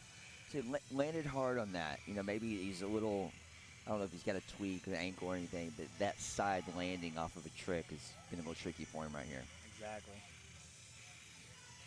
Interesting, we watched 2 different chuck forms so far. Ooh, a nice. Good 3-spin catch. Wow, it's in the air, right? That is Literally. up there. 3, rotate on the ground 3 times and caught it. It's interesting to see someone like Lee who went out and did a lot more hand manipulations, a lot more finger, thumb roll, wrist rolls. Adam Baum had a lot of tosses in there, so that was really interesting to watch the diversity between the 2 forms. Yeah, both of them creative in nature, but definitely different focus and style of what they were executing. Yeah, especially when it comes down to their skill set, so maybe one feels more confident. Although we did see Lee have some big tosses in there, but he had a lot more of that finger, thumb, wrist roll, body manipulation versus the tossing of the weapon. And Adam focused also a little bit more body tricking. Exactly. A little bit more, All right, so no one's back. Again, representing Team Infinity, top sport martial art team for years. Always great players. I like just the visual of Nolan. He likes using the, I don't know if you would call it the yellow, green, neon. Iridescent, bow. But that's a good color choice. Of course, it plays off of the infinity green color, infinite green, as my Infinity friends like to call it. I wonder what kind of, with the lights, will that play any effect into some of his releases? It looks good in the lights, right? But, hopefully it doesn't affect him catching it and whatnot up there. It's always interesting watching the silver chrome style bows. Again, once it goes up into the, they don't see it on stage, but it is bright on that stage. Yeah, the way the lights hit you, with almost any performance stage, it's tougher than people think because of that. 720. Gosh, especially doing multiple spins like that and catching and just nailing it. Oh, very strong. I like that he's doing his catches and he's going completely into the next mover, locking into a stance. Shows his martial ability to continue to keep his form coming out of his tricks. That's right. Yeah, great transitions. Clean. no downtime whatsoever. Ooh. Oh, that was interesting. Popped it off his shoulder, let it hit his forearm and roll down to his hand. That was nice. That was a nice touch. Unexpected. I like it. And doing it right in front of the judges to highlight what he did. I mean, if we saw from over here, they had to have noticed it. Yeah, great angle. And that's what we just for a split second touched a minute ago about putting together a form, you know, and how it looks and if it's different, you know, and which way it runs. But, you know, thinking about which way you're going to do the trick or which way you're going to do the pass and where you're going to get the best angle. Designing your form to highlight all of your top skills, whether it be your tricking tricks or your weapon tricks, to make sure that you can demonstrate it towards the judge. You wanted to have a certain look or a certain appeal is very important. And that's why, you know, some of these competitors have the top-level coaches, and they understand that because they were also competitors themselves. Absolutely. It's a performance game. Yes. You know, this is a performance game because you're not fighting anyone. You know, you're not having to beat anyone. It's all about your performance. And, again, playing the game, taking advantage of the rules, and using, you know, to the best of your ability. All right, so here's Judah with the sword. Again, one of the top young competitors in the country. Ooh, big full double leg. Notice that he actually has the cartwheel on the sword handle. Yeah, that's a nice touch. Judah actually, I saw on his notes here, he draws a lot of inspiration for a sword coming from someone who helps him, Kalman Choka. We're going to talk about a phenomenal sword competitor. Kalman's one of the best ever. One of the GOATs. I would say, I always remember the double, cork to cork there. Nice. Kalman's final performance ever, the double sword blindfold. It was, still to this day gives me goosebumps. It was beautiful. It was nice. I agree. But Judah, with the drop. Judah went big there. Tough. Yeah, that was a big toss. But again, watching what Nolan just did, I think he knew he had to go big. That's the thing. When you have a competitor go in front of you like that, you know, it pushes you, you know, and you can't help but watch. You just, well, I don't want to watch. I don't want to have that in my head, but, you know. But after watching some of these performances tonight, you know you can't hold back. You got to have to bring your A game. And unfortunately, sometimes, you know, that happens. Oh, but he's going to finish. Oh, and he did catch. That was amazing. You know, and I see it every month, you know, but it's still awesome and amazing they can do that. So it's going to be interesting here. Saw a couple bobbles, a couple drops. But again, at the end of the day, this talent that we're showcasing here tonight is phenomenal. We're going to see it's awesome. We're going to see them for the next hopefully 10, 20 plus years competing at this level, if not, of course, higher. Well, the fact that they're all so young, you know, and there's more and more opportunities in the sport for them to continue to compete. You know, as we talk about the different associations, events like this, that, you know, are allowing more people to come in and being inclusive. But, I mean, there's room. Obviously, different associations, different groups, they've got to all do their own thing. But, you know, will it all ever be one big thing? Probably not. But can you keep creating events like this that do bring them together? Because who knows where that can go. Exactly. Right? This could be a start of something big. It's I would say a joining of forces in a small way. Yep. But again, it just showcases the martial arts. Again, we talked about it earlier in the show. Is if you compare martial arts as a whole to the football, the basketball, the baseball, we're still so small. We are, and there's so many different little segments. Correct. Too. Ooh, nice score. Shirley, I heard a 7 at least in there. 1-9 as well. I did. All right, Melina. Oh, nice showmanship for the score. Yep. Unfortunately, you did have that drop in there. You did. Adamas. Just come straight up. Here's the scores. Oh, they might have a little hiccup with that one coming through. Maybe? Yeah, that's all right. Comes through. Hey, and speaking of technical stuff, the crew at sportmartialarts.com, of course, working with Mad Action, which is a great software, you know, for running the martial art events and other events. So we appreciate these teams and how hard they work. They make our job easier. Whoa. Oh, so three 9s, an 8, and a 7. Maybe that judge saw something we didn't over here on that. Maybe with the 7. I wonder if that same judge that gave the 7 gave the 9 to Lee Bennett, and they flip-flopped. I think that's actually probably on point because we had 2 drops there. Correct. So your scores for Lee, Adamas, and Nolan. So yeah, wow. But that's why we've got a diverse group, right? Yeah. All right. Nolan takes it. Nolan takes it. Grabs the sombrero. What's funny, I know we talk about the drops, and it's always unfortunate, but they're dropping not on simple things. They're dropping on the highest level Yeah. ability tricks you have in there. And they're not, again, they're not playing it safe. They're out there going for the gold. Yeah, and you guys at home, like if if you listening to those things when we talk about that, obviously there's nothing negative about it because they're doing things that most people will never do in their lifetime. I mean, but as far as you've got to call it or you're talking about it, it's definitely these kids are amazing. So Nolan spun. He has a JBL clip. So what you have seen here tonight. the JBL clip, like Is it still there? They've been getting like all kinds of promo. a lot of those going out tonight. That's awesome. Non-sponsored by JBL. Right. If they weren't already on the list, they need to be. They need to be on the sponsorship. Next tournament, get JBL as a sponsor. Absolutely. That wouldn't be a bad sponsor. It's just not. saying. I wonder if Beats like Dre, like I heard Love it you say they have some funding. First name basis with them.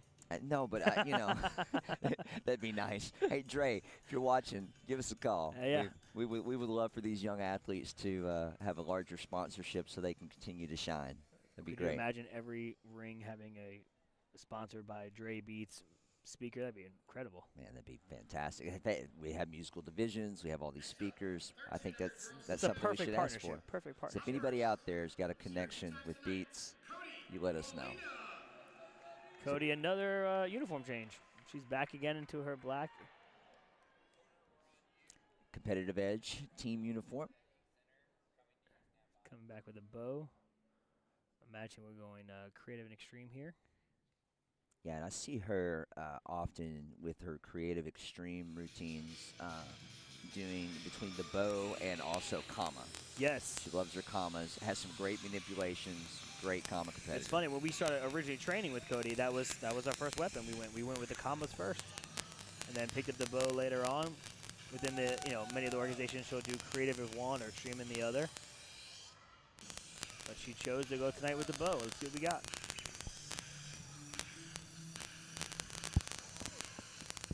Wow. She's not going to be outclassed by the boys tonight, I'll tell you that. No, she's bringing the jazzy hands. What's up? Ooh, behind the back. Nice catch.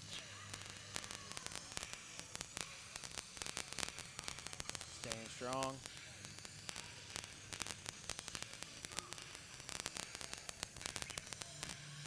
Demonstrate her bow plus her kicking ability here.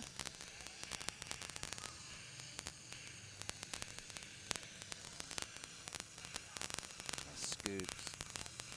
Again, yeah, good flow, smooth. Finishes strong, Melina style. I couldn't find anything to pick out if I wanted to. She definitely brought it. Yeah, good pace, was smooth, didn't have any hiccups, no big bobbles. Again, from this pace, being able to see, from the angle. I mean, again, sometimes on the right you may miss something. Correct. Again, but from this angle, that was smooth. Looked good from over here. That was clean. All right, so again, Going against her student Jade. all right, and Jade looked strong earlier, empty hand, and definitely you could see the elements of Cody. Are we going to see kind of elements of that bow form? I would have to imagine so. She, in her bio, she put down her big inspiration is Cody. So, again, coming off of a flight from Utah to get here and go right into this, you're going to be seeing her hopefully soon on some Ninja Kids on YouTube. So check her out there. That's really cool. Ninja Kids on YouTube. Nice. I've seen that promoted. Oh, yeah. Is that mainly ATA athletes, or is there a No, mix? that's all from everywhere. And I do think that there were some great little sport karate athletes. Other Oh, yeah. Melinas were involved in that, I believe. Well, and, yeah, that's the Ethan Feinschreiber, who is an ATA competitor, also has over a million subs on YouTube. He was a part of that originally, and now they have their own little mini-series that you'll see Michael in on some of the episodes called Cobra Kids. nice. But Jade is bringing it here with the strong bow form. Ooh, she said, Cody, I saw you go behind the back. I can do it too. Yep. I can kick too. I think we have a mini-me in the making. We do, yeah, and you can see, obviously, the influence, the style, the presentation makes perfect sense. And really, from my official's hat watching those two perform. I mean, it's great with the inspiration. You could definitely see the level difference there. Of course. So it's great to see her come in. I mean, compared to Cody competing for numerous years now, Jade's still right. pretty new to the competition circuit. Yeah. I would say about 3 to 4 years solid competing at a high level, where Cody's been at the top for the last 3 or 4 years, I would say. Pressure creates a diamond. Exactly. So you got to have it. She's getting it tonight, I'll tell you that. Yeah, so great performances from here. these ladies. Great little story. 198 in there. So at least one judge might be giving that 9 to Jade here. It was the Utah judge. That's what it was. The Utah judge did that. I'm sure of it.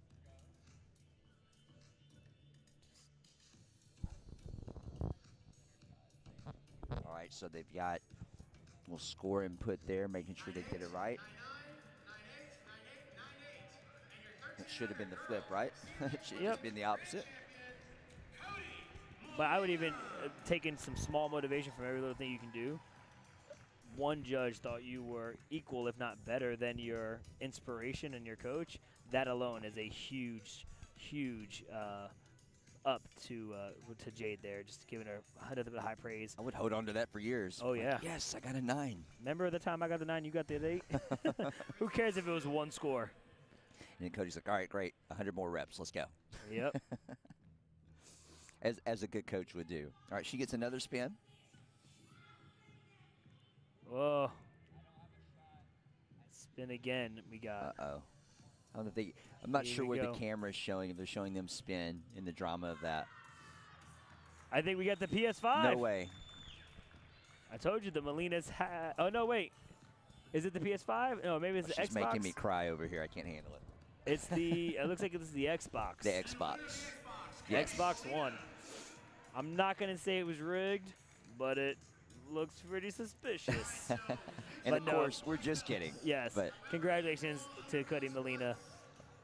And again, having the prizes the Melina family has really put out, and Vito again as a co-sponsor of the tournament, to really give something back to these young competitors is phenomenal. How awesome. I mean, there's not very many tournaments on any level that are giving away all that kind of stuff, and I thank the sponsors for that, and thank the brainchild that they had to do that for the competitors. That's cool. Very cool. I might still compete if that was the prizes nowadays. Hey, not bad. Not bad. All right, some so underbelts here. Underbelt competition. Nice. So 9 and under forms and weapons competition. This is Mr. Bear Rodriguez. So speaking of local legends, you've got Vito. Mentioned Vito Rodriguez's father. And you've got Master Rodriguez, also his grandfather, trained. Now, I watched him earlier. I got to see some of this division, and this young man won the 9 and under beginner grands. I got to watch him spar earlier. That was probably my favorite. He's feisty like his dad. Oh, there we go. Oh. Ooh, nice kick pass here. Yeah, nice. And this is 9 and under, but I believe Bear's 6. Wow. This is incredible. Yeah. So you could tell, like, look at the martial arts of it. Look at his line, his stance. He's trying to hit those stances. Ooh. He's trying to strike correctly. He's going Put big. in the fancy, too, right? Was that the same bow we saw Vito walk around with earlier? I think maybe that was it. We were talking about Vito walking around with a bow, and we knew better, but this was why. All right, so nice performance from Bear Rodriguez. He brought it. And, of course, the crowd always loves the little guy. Next up, Channing Gear. No, we have Channing here. Is he doing a traditional form? Looks like it, yeah. I did not get to see Channing compete earlier. I know that he was in the grands. Ooh. So obviously he won divisions earlier today, performed well. So this is an overall competition. We get to see, more of a creative extreme bow versus a traditional form here for these underbelts. Yeah, and for the beginners, being kind of a combined grand there. Right out of the gate. It's like, I've got a horse stance for you. That is I'm looking at it saying my knees are already hurting watching him do that.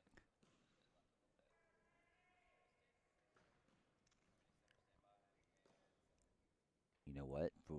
For beginner level, both of these athletes so far looking clean. You know, to be younger, to be beginner, you're trying to focus on technique, stances, their lines. Big upside. Big upside. That's what we love seeing, just the upcoming and the upbringing of some of these young martial artists. To see almost like a path, if you watch some of our earlier competitors in the Molinas, in the Philip Remeys, you know, we saw earlier with Cheeks.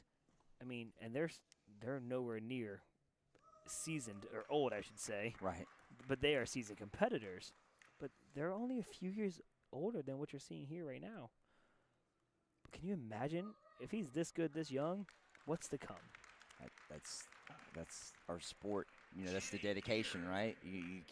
They gain. I mean, just seeing every year it get better and better. Javen is one of Chad Cannon's students. So martial athletes out of Austin, Texas. Chad Cannon, who's a longtime great sport martial art player, and Carmichael Simon. Yes, he also trains with Philip a little bit on some of his Creative Extreme. And fun fact, he's also an ATA member as well. How he about actually competes in both circuits. Nice. His one of his instructors came down as Senior Master Barrett. Whoa. Man, opens it up. Got some springs in his feet. Yeah, he does. I got to see his performance earlier today, and he was sharp, so I think he's going to bring it here. We haven't seen much combos on stage yet, so this is a fun treat now. Ooh, big cork.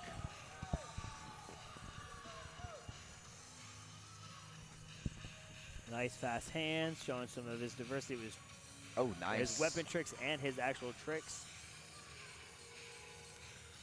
Remember, these are underbelts, so not seasoned black belts, not world-class competitors, but man, they're emulating it though. Small bobble there, but again, he's not done. Drop or not, I'm going big. Yeah, this is his moment on stage. You might as well do it, right? I have a feeling throughout the years, he'll be back on this stage many times. He will. This will not be the last time we see him. He did pull off his grand win earlier today. He didn't drop, so he's not empty-handed. He has his red sombrero already. Yes. Great job. Great job, Javen. All of the overall grand champions from earlier in the day. 9 boys and girls. That's Saw right. Bear so with the bow. Oh, sorry, go ahead. No, I was saying that Mr. Molina is actually on the mic explaining to the crowd that all of these competitors were either, from if they were, had met ATA requirements, come in for the challenge, or won their grand championship division earlier today. So, again, a lot of red sombreros in these people's rooms. These sombreros are going to be talked about for a while. It's a cool touch, and again, we said that earlier, a lot of the tournaments having cooler prizes, and it's one thing that we do on the ProMac regionals especially, is that all the events have really cool grand champion awards, and we get people like Adam Baum coming in from Florida and traveling because they want the San different Diego, awards. With Judah. Yes. It's really cool because, again, we all grew up. I remember winning trophies was such a big thing, and then traveling home with the trophy was always so tough. But you know what? You can only have so many trophies. And medals, they can always be unique and cool, but having something like this that's going to be a standout You could talk about inside when you walked in. Like, oh, what is that? I'm like, let me tell you about this tournament that I once won. And I won a sombrero. That's right. Now, it's a really smart play with the tournaments, especially on the open market, is that you can have something unique and special, and it doesn't have to be anything that's extravagant. No. But just having something unique that's worthy of going to compete for and enjoying and having that story. Correct. All right, here we go. So this is Danny Ruff. Whoa. Nice opening, and again, Danny's one of those competitors. I know she's moving to black belt divisions next year. She's been competing in Texas for a few years now. Her parents are here and coach and train some of the locals, some of the San Antonio, New Braunfels area. Is that right? Yes, sir. It's my first time getting to see her right now, and I can tell you that I am pleasantly surprised. She's clean, sharp, strong. I like it. Has a different little style with her creative and open. Doesn't necessarily follow some of the current patterns all the way, so to speak. So give her credit for that. And sometimes you need those people. You need those people to push the boundaries and be a little bit outside the box. Love And the it does have uniqueness. its payoffs at times. It does, because you're as a judge, if you see some, even though they're different, you see some of the patterns, right? And then to see somebody come in that's strong and dynamic and clean, yet it's got a different flow. Never know. Could Stands push. out. Helps you to stand out. Somebody like on the national world scene, like Solis, he has a different Oh my style, goodness. but it's the same, but it's totally different. I'm not playing favorites, but he's my favorite right now. He's a sharp young man, super creative. All right, so Danny was awesome there. That was clean, that was strong, unique enough to get us really talking about that. That was cool. So great performance. I know that she's won some regional grands over this past year at a few of the different events. So. And moving into the black belt division for this upcoming season, you were saying? Yeah, she is. Her mom told me that earlier today. We were talking about how she did, and had mentioned that she was taking advantage of the last few events this season because next year it gets 10 times harder. Gets a little more real. That's right. So that's gonna be awesome. We wish her the best of luck with that. It's always fun when you move from that one division to the next one. It's always an exciting time, but also could be pretty nerve-wracking at the beginning of it. But you know what? When you're an instructor, in this case maybe her parent sounds like it, says that she's ready, it means you're ready. It means you're ready. At least you're going to get a big bite of it no matter what. That's for sure. Exactly. Some of the kids, especially some of the youth competitors, where they fall in on their age and rank, if they're coming from Underbelt, like we talked about Danny, it's always interesting, when they move up. It's obviously different. Going from intermediate level to advanced level is different, and obviously going from that to black belt. But if you're one of those competitors that fall in line of going, oh, you have to move from 10, 11 to 12, 13, and you're moving from advanced to black belt. So like in 1 year, you move up age group and rank. Yep, we have the same thing within the AT organization. You could be a black belt. That first degree division is a little different when you go to that second, third degree division in our ranking divisions, especially in the age group as well. It totally doubles down on the difficulty of it, right? Okay, so little note here from our world-class producer is that they've combined, if you know some of the different ranks with the underbelts, they've combined it to a 17 and under division, essentially, not separating the ranks. So if you notice the belt difference there, that's what it was. Or I said what it is. That's always exciting too, because now it's like, hey, you can really say you were the best 17 and under. Yeah, definitely. But I mean, all the different grand champion divisions these days. Some people love them. But it's a lot. It's a lot. Going through my notes here, some of these young athletes have 400 seems like titles and things, and hey, more power to them. But I can understand how it gets to be pretty tough and to follow and to keep track of. We have a great bow form here. Kayla Sharp, saw her earlier today, had a big win. The intermediate advanced 10 to 13 winner, if I've got that correct. So I didn't have that on my note, but my memory serves me correct. That was the grouping she pulled out of. I will say her balance, has probably been the strongest that I've seen right now. Whether it be in her stances, some of her one-legged stances, balance was sharp.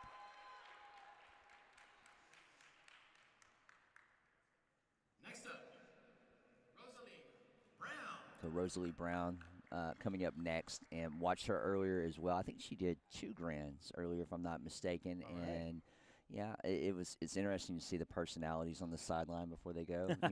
If you don't know them, I remember watching that particular ring. Making sure they were going and seeing the kids, and I was like, oh, she had acted or had seemed like maybe she was shy for a moment, but then that switch got flipped. I was like, okay. Yeah, once you bow in, it's go time. Yeah, she brought it, so I expect her to be strong here.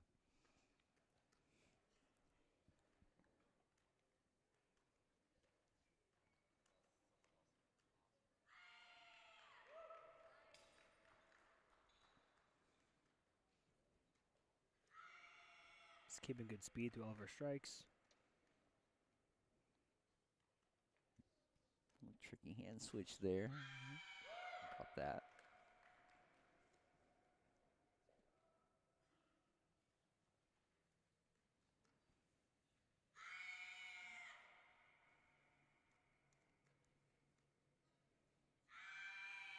Awesome. Good performance. Yep. Nice, clean, smooth. All right, so that was Rosalie Brown. Thank you. A 17 under division, I think, has been our biggest division up to right now. There's Bear ran up there. He's ready. He's in this moment right now. He's taking all of this in, and he's like, I can't wait to be here every single time.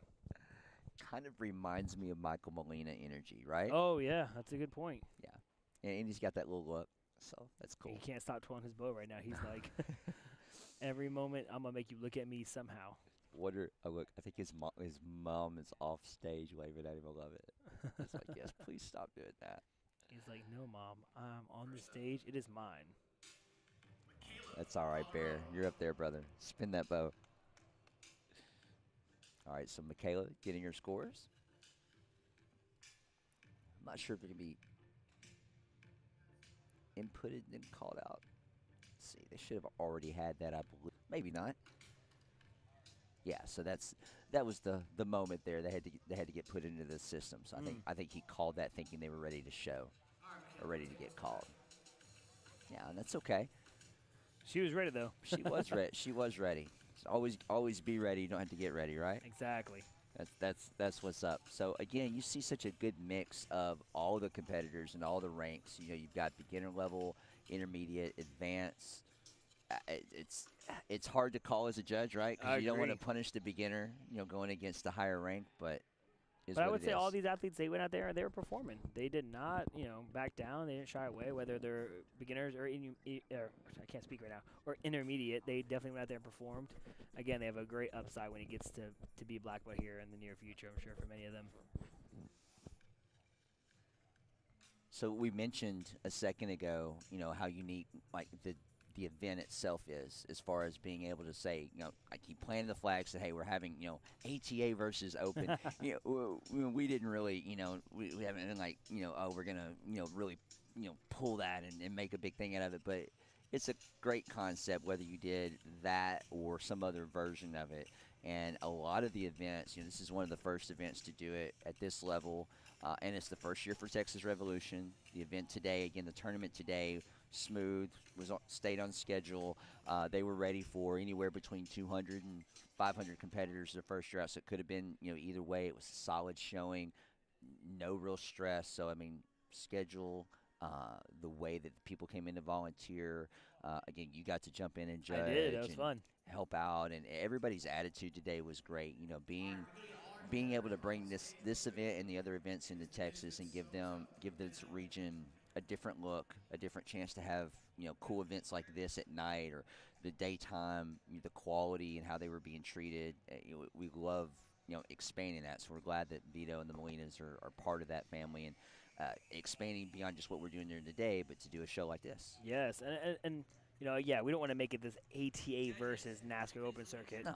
So it's very exciting to watch, to see, you know, again, the Molinas who came up from an ATA background, that is their history, and to be able to bring that and make sure they can showcase it. Yes, we want to have them compete, but at the end of the day, this is a showcase right now. They are showcasing the top. They respect it because they also have gone through learning the circuit of the ATA, learning anything from the NBO, the TKO, to ProMac, to NASCAR, to ISKA. They've done it all. So this is a chance for them to really put it on. And one thing I've noticed, and they've talked really big about, is that they wanted to host this tournament from a parent perspective, keeping the parent in mind because they know what that's like coming from it as a parent who travels constantly to tournaments. They wanted to do it from a parent perspective to make sure they gave the best event possible, not only to the students, but also for everyone involved coming today. I'm really happy to be a part of it. And no matter who we get to partner with in the future, I know that there's, you know, other events I would be silly not to mention. You know, I know we've got other events in the future, like next year, you know, possibly the Memphis Open, the Destin Open, along with a few other events like Cowboy Up in March is going to be doing, which is right back here in Texas. It has a great night show. You're going to see top athletes, you know, from anywhere, you know, because anybody can come and compete at those events. But, you know, I really like the idea, you know, however it's remixed as far as the show goes, you know, the idea that like Sport Martial Arts and Mat Action and, you know, again, with ProMac being a partner and helping with some of these events, whether we're getting with ATA or, you know, AKA or, you know, any of the other associations, you know, being able to highlight the diversity I like the fact that we can do that on a regional level across the country. Definitely. Some of the events big, some of the events small, but I like it because we're able to highlight the athletes. No, definitely. And within our organization of the ATA, we're so used to competing against our own as a closed organization. But it's nice to see some of our competitors take a little bit of a step out, venture out and try something new. Again, many of them are traveling to our big district, or sorry, our national event next weekend. But it's not a chance for, there's always a chance for them to grow and get better. And this is an opportunity for that today. It's and cool. the more we can have that and continue to close those gaps, just again from the martial arts perspective, that's how we're going to continue to grow across to all circuits. Is we have to understand that we're all here for one goal, and that's to get better, and that's what we're seeing on all levels, from the color belts and the underbelts all the way to the black belts. Well, and people ask, like if you follow any forums online, social media, and people talking about how can we get more people to play together and do more, or oh no, we can't do that. But I mean, little stuff like this starts to go a long way because okay, we're open and anybody can come in. Correct. How do we improve our rules? How do we improve the presentation? What we're doing to attract? Because you mentioned like what ATA does, kind of privately. There's other groups do that as well, and some of them are at a very high professional level. Or they're used to certain things, and on the open market may not always be the same. Yeah. There Nice has to scores. be some playing field that has to be somewhat equal at the same time, but And it's going to be equality, tough. right? Exactly, the quality's going to be there, and again, we saw it today right now with our underbelt and Javen out there. He also does both organizations, and he does them pretty well. And he's an underbelt, and you've seen people again. Cody is for me, because I know it so personally, she does it on to the highest level on both. You guys know these competitors getting scores, and I know the scores are being called out very quickly going through as they were rearranging and just making sure that they had that right and the right kids were getting the right scores. So we're watching that go down, and as they finish it and call out the winner, we're going to make sure we let you guys know exactly what that was correctly. So trying to eliminate too much confusion there. All right. A lot of competitors, wide range of scores. Yeah. Hey, There you go, congratulations. You said you thought she was a little shy, a She little was. timid earlier. Now she comes out here and wins the 17 and under division. You never know. The flip got switched. See what I did there? That wasn't as good as the whammy, though. Ooh, I know. I'm sure up there again for Master Vito up there, Master Rodriguez, to watch his little boy up there perform. I'm sure That's nice. It's a big moment. Yeah, so great underbelt competitors, good mixture of levels there. What you saw, Miss Brown with the spin. Let's see what happens. All the kids are leaning in. They want to know.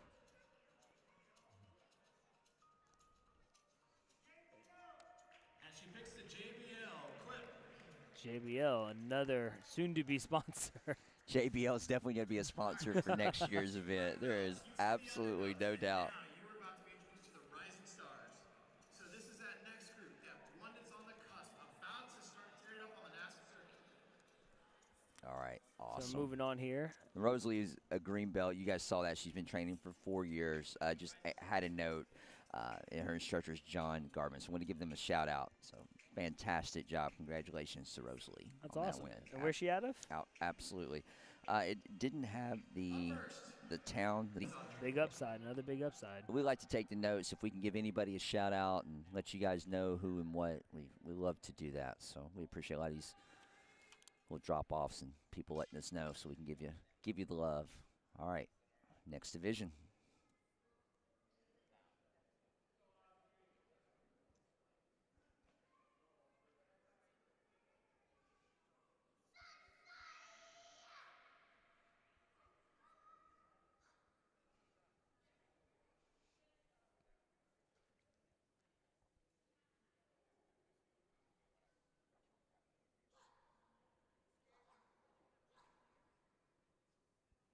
Nice, clean opening. Good hands. I know we're quiet right now. I can't seem to talk because I am very impressed.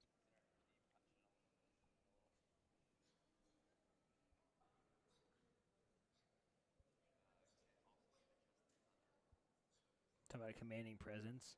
Sometimes we see that extreme presence and that intensity when the extreme and creative. But right now you see it so much as well on the traditional side where Again, all eyes locked on her. Whether there's no music, there's no flipping, just good martial arts. For a little comic relief, I'm not sure who she borrowed her uniform top from tonight. Just was noticing that. When you told you can be on stage, you find a way to get there. You sure do. Now listen, that might be her new gi. She's growing, and it's the long play. I like it. That kick was what's up. That makes it look like it fits just fine. She's still holding it. I love it.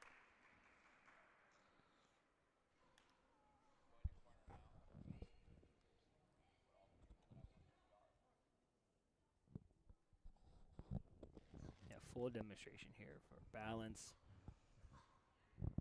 stances, power.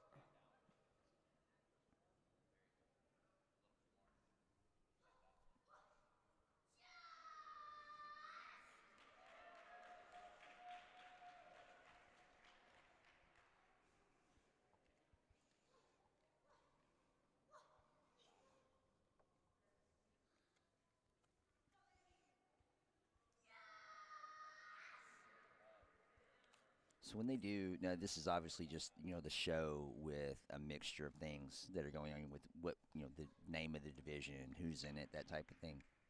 Typically, with rules with like traditional forms divisions, they get 3 minutes. And in grands, they get 4 minutes. So sometimes the longer traditional, especially like Japanese katas, that may push the length of the time, they'll save them for grands. I got it. So there is a time limit there, and it does change for overall. Now, obviously, for tonight's show, the time limit's not put in. They're letting them perform, but not that form was pushing 4 minutes or anything. But just That's interesting. I didn't know that fact. That's awesome. Little nugget there, right? Yeah, it helps out.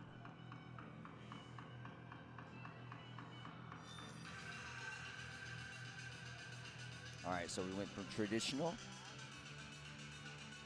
to a little musical bow here. Let's see what we've got.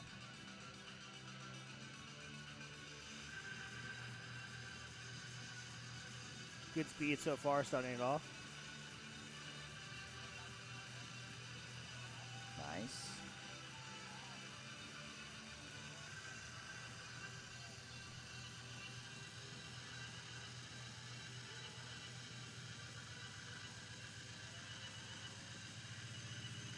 So again, the biggest name of this competition, of course, is the Rising Stars. This is the future.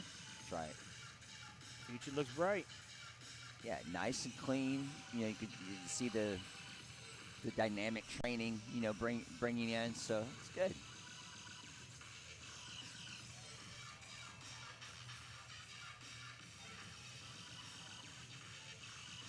Seeing some demonstration of some kicks here. Right back to the weapon work. Nice neck row there. Awesome Nice performance. Yeah, clean. So nothing insane, no crazy risks, but if you look at that, and it's wild to say that when you look at that performance, 10, 12 years ago, some of the neck rolls and things like that would be like, wow, those are at a high level, but like what she did was a great example of not having to go too crazy, just being nice and clean and smooth with it, Yep, and understand that there's an upside. I'm sure that form we saw today in 3 years is going to be having those crazy extreme moves. Absolutely. As she continues to get better. All right, little team all-out representation here. That's right. Alex and Haley have something to do with this, I'll tell you that.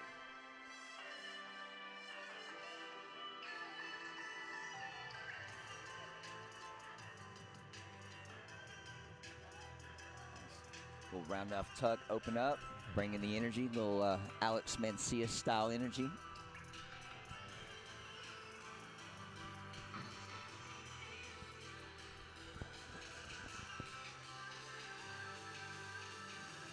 All right, here we go. All right, and we do get a little bit more combo work now. Yeah, it seems like we haven't had as much combos and sword tonight as maybe some other night shows I've seen in the past, but the ones that we get, they're good. Ooh, big B twist there. Nice.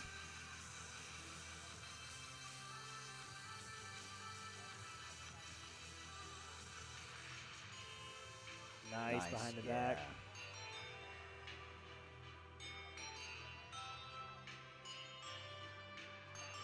Staying strong with the flash kick.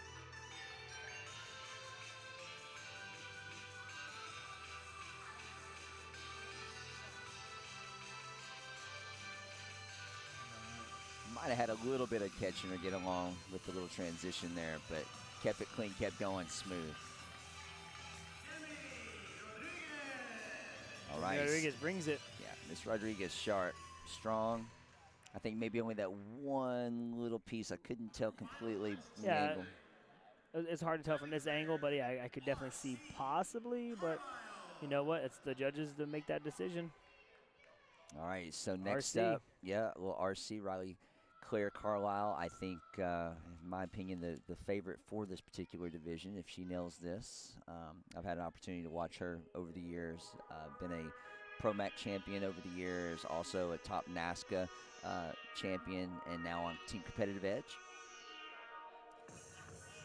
And she's got, you talk about stage presence, you know, with some of these kids, and, you know, their posturing and positions, and Riley's, you know, being a cute little bug of a girl, but man, when you look at that face and she flips it, it's all business. And oh yeah, man, it's and she draws inspiration from someone like a Sammy Smith, yep, who again is more of a Chuck's known competitor.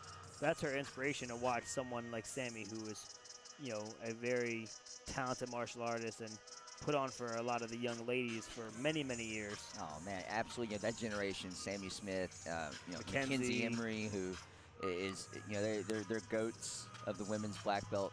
Yeah, they drew inspiration from the Caitlin Deschelle, so it's just you're seeing the passing of the torch, you know, down and down. So yeah, absolutely. Ooh, and Riley, she had to go get that. Riley Claire's definitely got next. You know, there's a great crop of young black belt female athletes out there that are carrying that torch, and RC's I could see a team sync in the future, Riley and Michael Molina. they could definitely pull that off. Absolutely. And they both got the that little extra look. That Here spunk. we go. Let's see. Big round off. Ooh, a little under on a round off tuck. Landed on both knees. Again, maybe it was done on purpose. We don't always know, but. Well, if it was done on purpose, I don't want her to do that again. How about that? But that was not done on purpose. Little drop there, but pumps up the crowd and goes for it again. Hey, yeah, little bobbles. Again, we talk about if they drop their weapon or if they had a bobble. I mean, again, some of the top athletes in the world at their age group and doing what they're doing, and RC is amazing. Great job, man. Way to bring it, RC. You know, she's not out there. She's 11 years old, so she's not out there just like, let me go have fun. She's pushing it. She wants to perform, but she also understands that there is a level of fun to it. Oh, if they're not having fun, what are they doing? Exactly. Right? Like, we're obviously having fun just talking about it. We're, you know, the old guys on the mic now, but you know, I love every single bit of it, and I love watching all the different levels, and even without even, you know, picking it apart is, you know, when you get in coaching mode or instructor mode, but just watching, you know, at the tournaments, you know, even though like if I'm working as official or I'm, you know, arbitrate, whatever's going on, like I love to be able to have a moment and just watch. And like, yeah, just have a moment just to sit there and just appreciate what you're seeing. Yeah, definitely appreciate it. Got some 9-7s, a couple 9-8s in there. Let's see. 9-7, 9-9, 9-7, 9-8, 9-8. I don't know. These she judges pulled a 9. Libby got a 9. Judges are all over the place, which is good. Shows the diversity. Wow. All right. Look at that. And RC will get a score, even with a drop, normally a DQ in a regular division for black belt competition. A lot of times at finals, they'll do like a 9-5 across the board for that. Yeah. He's stalling it out. All right, Demi Rodriguez, team all out. All right, congratulations. Demi. Yeah, that was great. Good, you know, we got our commas a couple in a row there. One of them pulled it out. So she wins the sombrero. And I guess she's going to get a spin. Spinning that wheel. Let's see. That PS5 is still there after all of these rounds. Just doesn't want to go home yet. It can go home with me. I'm just letting y'all know. little bit of a gamer, so Here I'll we take go. it. What's it going to be? Drum roll, please. JBL clip, folks. We are down to 2 prizes. JBL. Mr. Molina really needs to reach out to JBL because they might owe him some money after all of this. If there's any reps for JBL out there, you reach out, you let us know, and we're going to hook you up with some great sponsorship with the Texas Revolution and other So Texas just looking events. at what prizes left, I see the PS5, and it looks like there's a pair of AirPods. So, and we have, what's next, 14 to 17, I believe? Yes. So I'm sure these older kids would not be upset with either one of these. No, there's some good prizes on the board. Great prizes. Yeah, 14 to 17 boys CMX should be All right. next up on the table. So if there's no changes there, that's what we're going to see on the stage Should be next. seeing, I believe, Philip and Jeremiah, right? Jeremiah back again. This time weapons. We saw them earlier with their forms. This time we should be seeing some weapons. I'm assuming it looks like Jeremiah probably is going to be doing this bow. If I had to guess, Philip with his commas. Yeah. So have a nice battle here between the weapons, performances, and everything. Organizational battle, so it should be pretty fun. And again, I know if my nephew was on stage performing right now, he would be completely happy with either one of those, especially the AirPods, because he has them in his head 24/7. I don't know if anybody out there does that, but I see majority of my students 14 and up, they have an AirPod in 95% of their life. I would agree. I have a 15-year-old and a 19-year-old at All home, right. and those are some of their prized possessions. Yeah. And that's okay. Yeah, Jeremiah Tidwell up next. He's 15 years old again, out of Dallas. He looked great earlier, I thought, empty hands. So I'm anxious to see what he brings with the bow. And I'll just say, you got Philip with the commas next. So Jeremiah's got to bring this. Big full to finish Nice. to start it off. Yeah, that's the way to do it.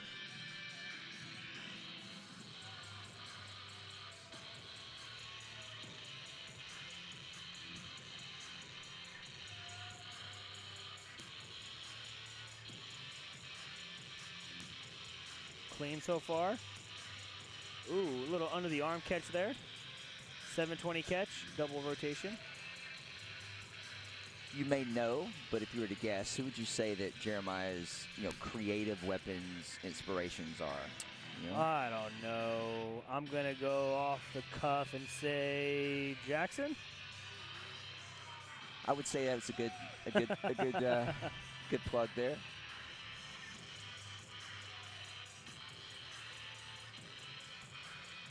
Ooh, full Nice. double leg.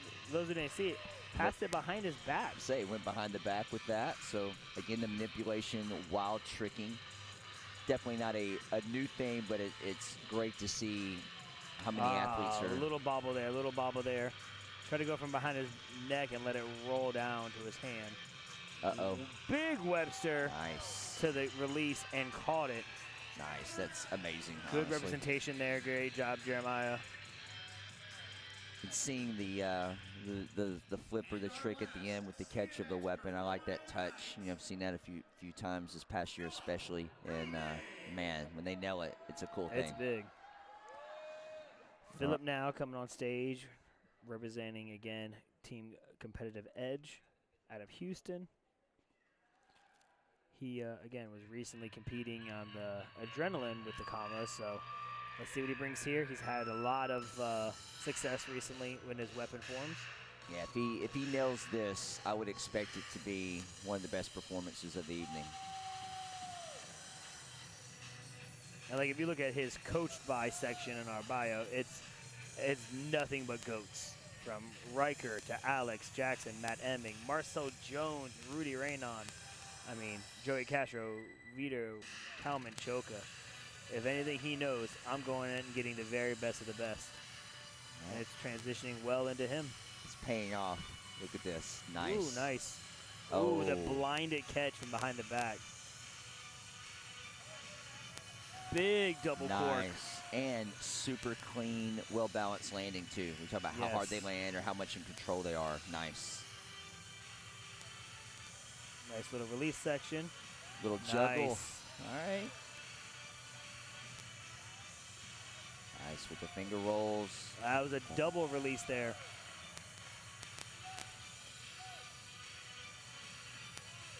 Nice basics with a good pop front kick there. Oh. A ton of releases in the weapon And he's not form. just releasing one, he's releasing both. Yeah, just Both the level hands of at the same difficulties all the way up. Oh. Outstanding. It's going to be a tough one. Jeremiah, I think, definitely put on a great performance, but if I had to guess, I think Philip had just a tad bit more on him. Yeah, I would say. Yeah, Jeremiah was great, sharp, looked good. A little bobble there. There's it's gonna hurt him. Yeah, there was a level there. That was beautiful performance. And great job to Jeremiah. Nice.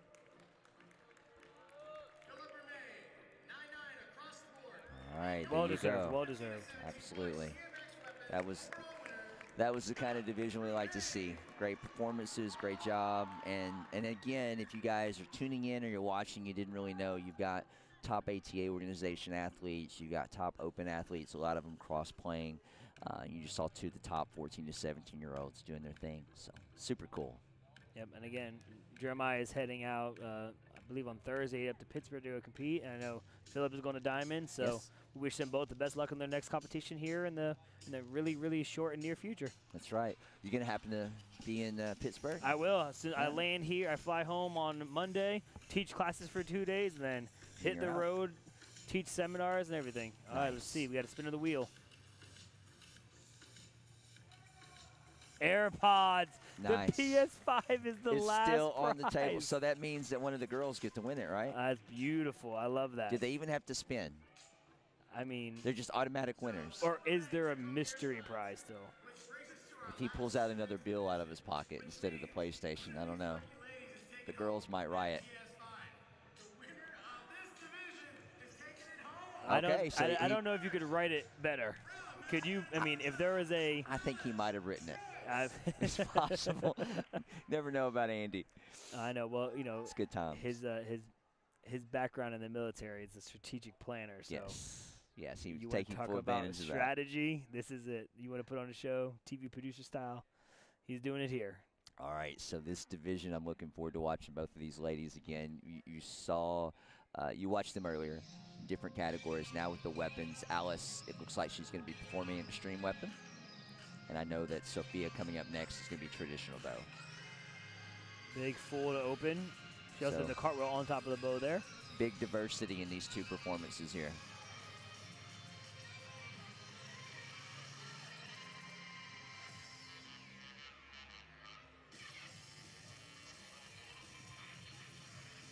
Starting off strong, good speed throughout.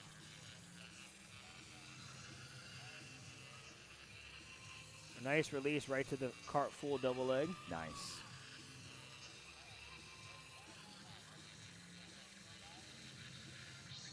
I wonder if they have any added motivation knowing that it's the PS5 that's left. Ooh. You know what? I mean, they may, but I know these two girls, they get to compete against each other, in a lot of the grands and things on the Open Tour and the ASCA Tour. So PS5 is definitely motivating, but they want to beat each other too. I like it. A little bit of those bragging rights. So the PS5 now is just icing on the cake then. It's going to be icing on the cake for this because they want to win. I wonder if they're going to game against each other now. They might be. Hey, they're both girls are nice, cool girls, so they might. They're probably great friends off the mat. All right, Awesome so that was there, Miss awesome, Gross. right? Smooth from this angle. Couldn't see any big major mistakes. No, not at all. And again, it's kind of a casual way to put it. That was an awesome performance. Yeah. I mean, really, she was throwing great tricks, great technique, great speed. Especially because we're looking at it from a commentator times, though. Right on. It's nice to not have to have it on at the moment, Correct. though, It's cool. I get to just enjoy it, and we get to brag on them a little bit. All right, so again, Sophia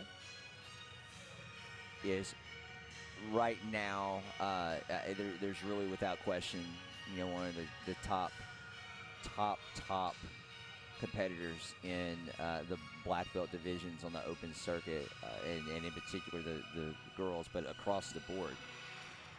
All right, so she's got traditional bow.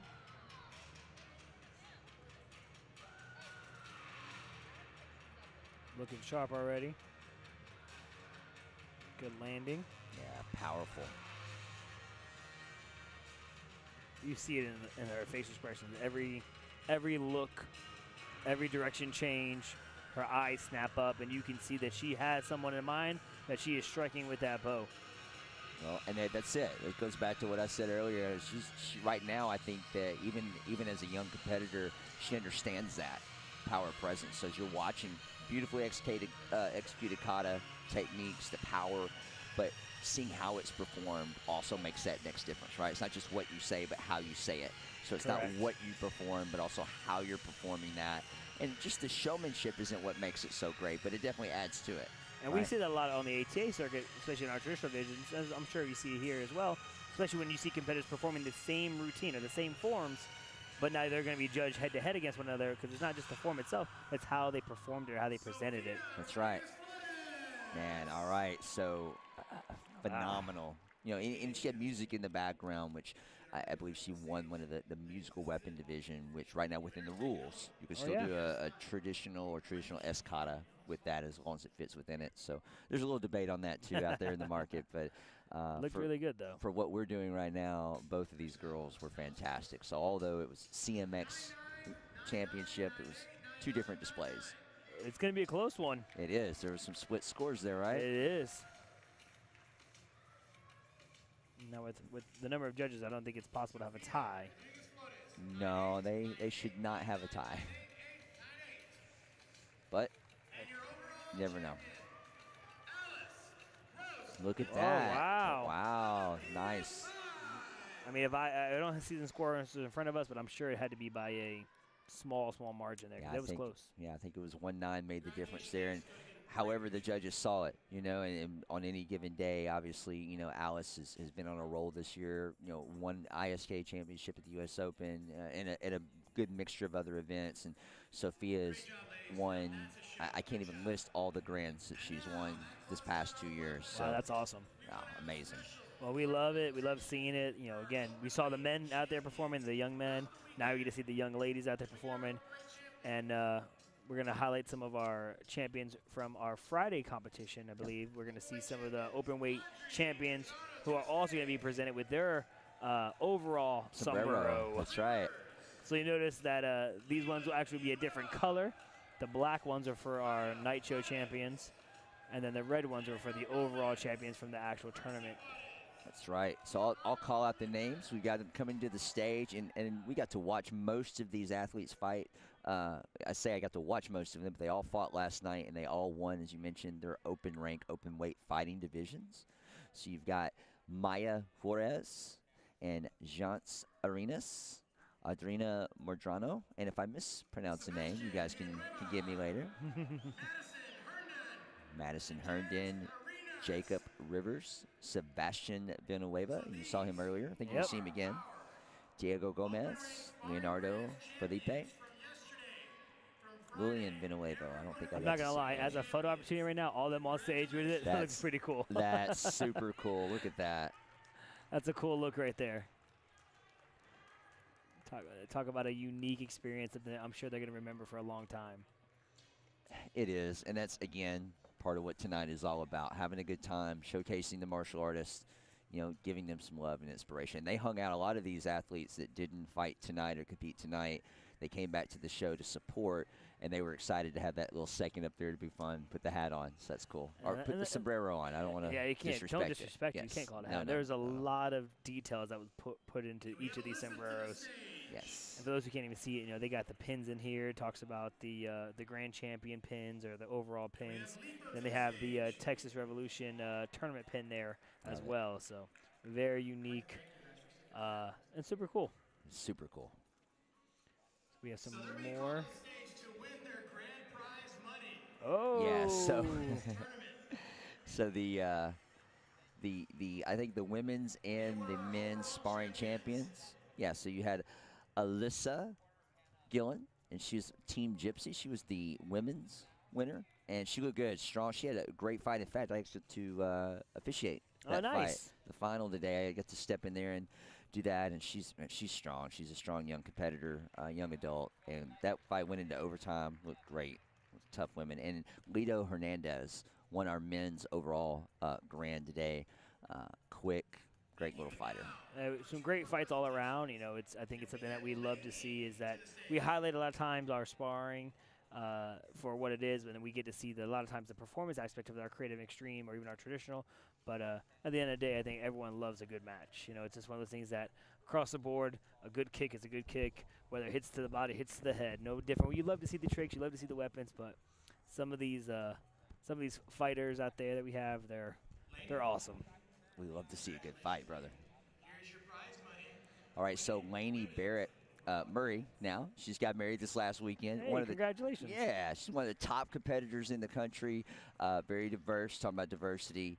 She won one of the grand championships earlier as well and is always sharp. She wins quite a bit on the regional circuit. She wouldn't be embarrassed for me bragging on her, but she does fantastic and gets stronger all the time. Yeah, so that's very lovely. Congratulations, Lainey. Congratulations, and of course, congratulations on getting married. That's huge. Congrats.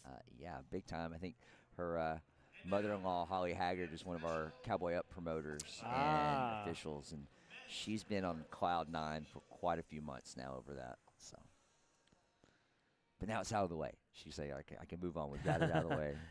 Yeah, talk about stress. There's nothing more stressful than getting ready for that. Yeah, big time. And they had a big show. They had a big deal. So, all right. So, up next, I think we've got some. Are we going fighting or are we going men's forms? I can't tell.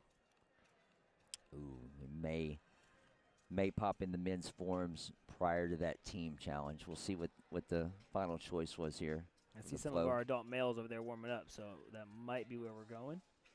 Absolutely. Well, either way, you know, whichever way they have to go, we're gonna be ready for it. We do have, I guess that's just a handful of divisions to finish the evening. We have the junior team sparring, and then the overall the men's forms, weapons, women's forms and weapons for the show. So that's gonna be hopefully a good way to end the night, right? Always can't. I mean, if you could end right now, it'd be a good night to end on. I think all of our performers tonight, from the underbelts all the way through to our black belts, have performed at the highest level. And, you know, I'm glad for them they get a chance to showcase this in an awesome event. The Molinas have put on, and Master Vito there have put on a phenomenal event here today and yesterday with the Texas Revolution Martial Arts Championship. The first, and I'm sure, of many. First of many, that's right. And the idea of doing, you know, like we touched about, doing a kind of a mixed show and putting on some of these, we love that as a league, and we're definitely behind that. So I'm excited to see how far we can take the shows, even if they're not official. Like, you know, if you go to, say, the AKA, you know, the Warrior Cup there in Chicago in January, they have their show at night, their overall grands, which primarily is the overall championships from the event that day. Correct. And that's obviously a great show in and of itself, and has that and necessary. But when you do a show like this, where okay, you've had those grands, or you completed that, now the show can be maybe crafted, and you can bring in something different like they've done tonight. That's exciting to be a part of too. More of an invitational feeling to it. So again, they're invited to come out here and put on a show, and everyone has so far. Yeah, they have. Everybody's brought it. World-class athletes on you know, both sides of it.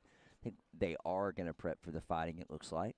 Looks like it. I see gear going on. Yes, absolutely. So they're going to prep for the fighting. So they're coming up. The judges are getting ready, going to get in position. So I'm excited to see mainly.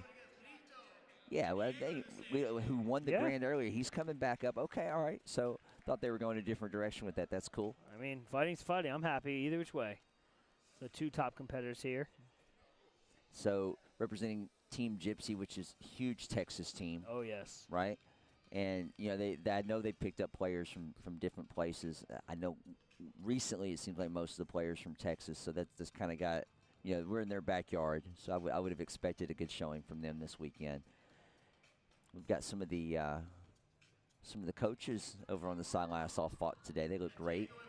So you've got a big fighting, I guess, contingent in Texas with all the history, right? Of course, it has to. I mean, the Alamo is literally a stone's throw away from you. You want to talk about literal fighting. Yeah, you went to the real deal. Fighting. The yeah. history. I mean, we got some fighters coming out of San Antonio because There's some history of fighting here. I mean, let's just call it what it is.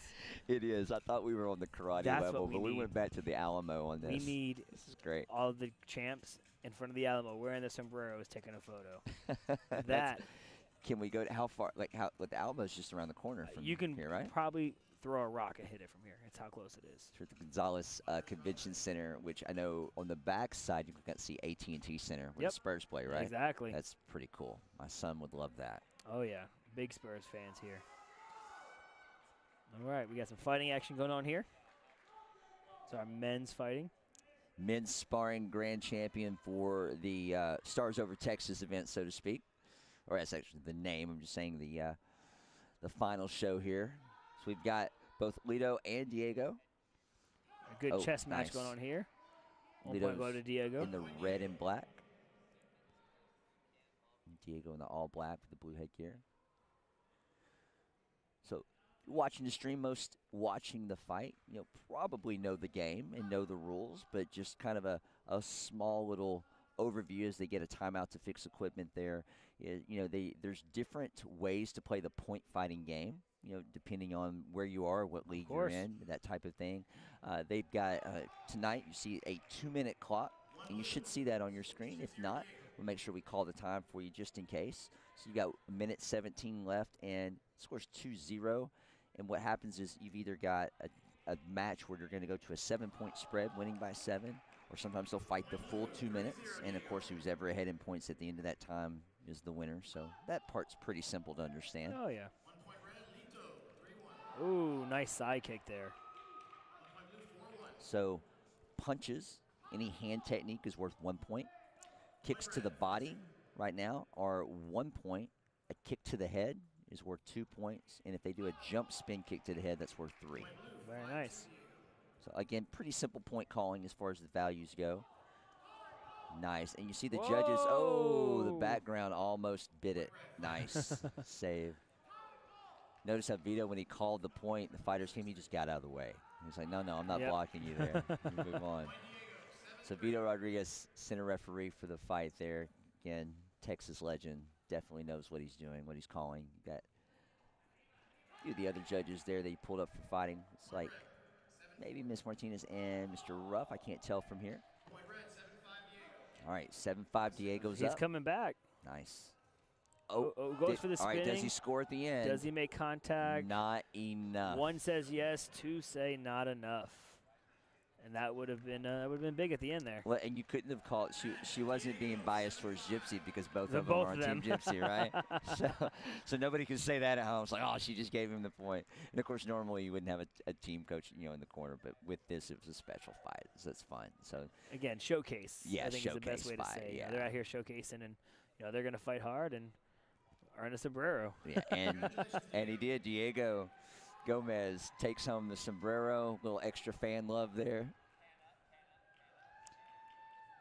So the point fighting matches, again, there's a million different things that can go on, but understanding, getting punched, getting kicked, or scoring, or you could be blocked, and you've got the judges moving around the ring, essentially, shouting, calling for break, like they would if you watch boxing and there's a tie-up and the ref would step in and break them. We're stepping in and breaking them, calling points. For anybody that doesn't watch a lot of it, kind of like old school Karate Kid, That's very cool. So here we have a special demonstration. We're going to have 2 NASCA fighters going against 2 ATA fighters.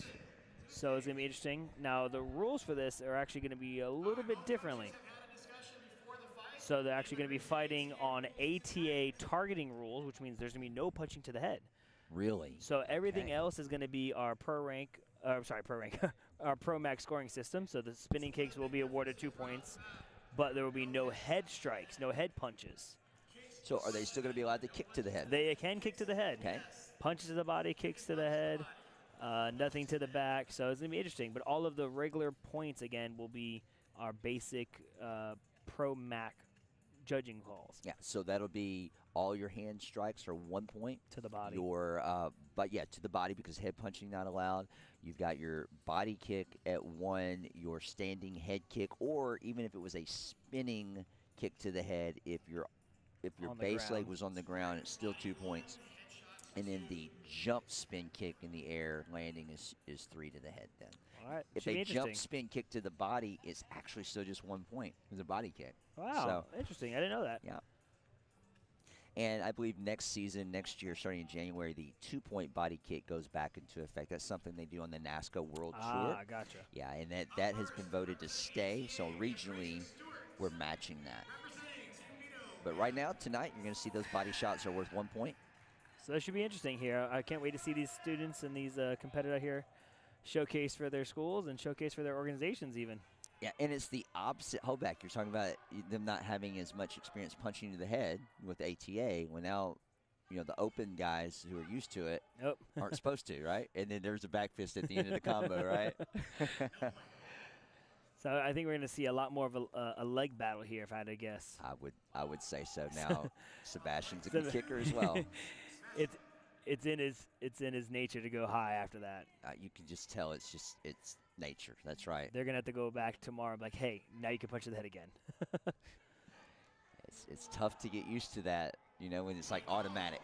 So we got 2-1 right now. Yes. Good check down there. Sebastian's throwing it and then pulling it right back. Trying to pull back. Good control. I like the respect that they have for each other by showing respect to each other by trying something new. Again, to be able to showcase, these two talented teams, Grayson and his partner Jason, along with Cody, they actually won the ATA team sparring division at our World Championships this past year. That's absolutely awesome. So you got 2 of the ATA's best going against 2 of the Open Circuit's best here. For sure. Absolutely. And again, we mentioned earlier, Sebastian got picked up by Team Paul Mitchell, which on the open market, one of the top sport karate teams, sponsor team. You definitely have to be some of the best to be picked up by them. So he's got just incredible talent, great upside. And you saw both these competitors competing in form events today, whether it was in the Creative Extreme or in traditional. So that's right. Again, showing that they're just versatile in all aspects. All right, so Sebastian with the 2-4, got 13 seconds left here. It's pretty, not enough. Oh. Does he get to 2? Yeah, he lands that one. And that kick's Sebastian, one of his, I don't want to say signature kicks, but one of the kicks I've seen him throw quite a bit recently in scoring. So he's got a nice little deceptive lead into that, and he's on point with it. So that was a nice score at the end of that round. Very cool. So we got Jason Ortiz here going against Cheeks. Jason, again, a student that I can definitely say I know very well. I got to give him his white belt and his black belt as well. Awesome. What would you say? I guess talent, skill-wise, what do you expect? A lot of kicking from him as well? Heavy kicking, yeah. He's really good. One thing he does well with is understanding range and distance.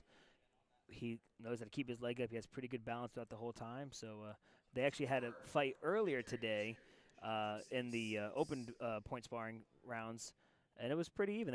They actually fought for 3rd place, went all the way down to the finals, and Cheeks got the better of him today in that event. But again, switching the rules, let's see how it plays out. So you would really, if it was that close, you would think maybe now Cheeks can't punch to the head. Which a majority of the points that he did get were to the head. All right. So we'll see. And Cheeks is, to me, one of the fastest competitors we have. He's got great speed. 2 goes to Jason there right off the bat. So he's closing the gap at 6-4. So the ATA team's got 4. The open team has 7, so to speak. Team Veto, I believe, is what they're going with. Team Veto, okay.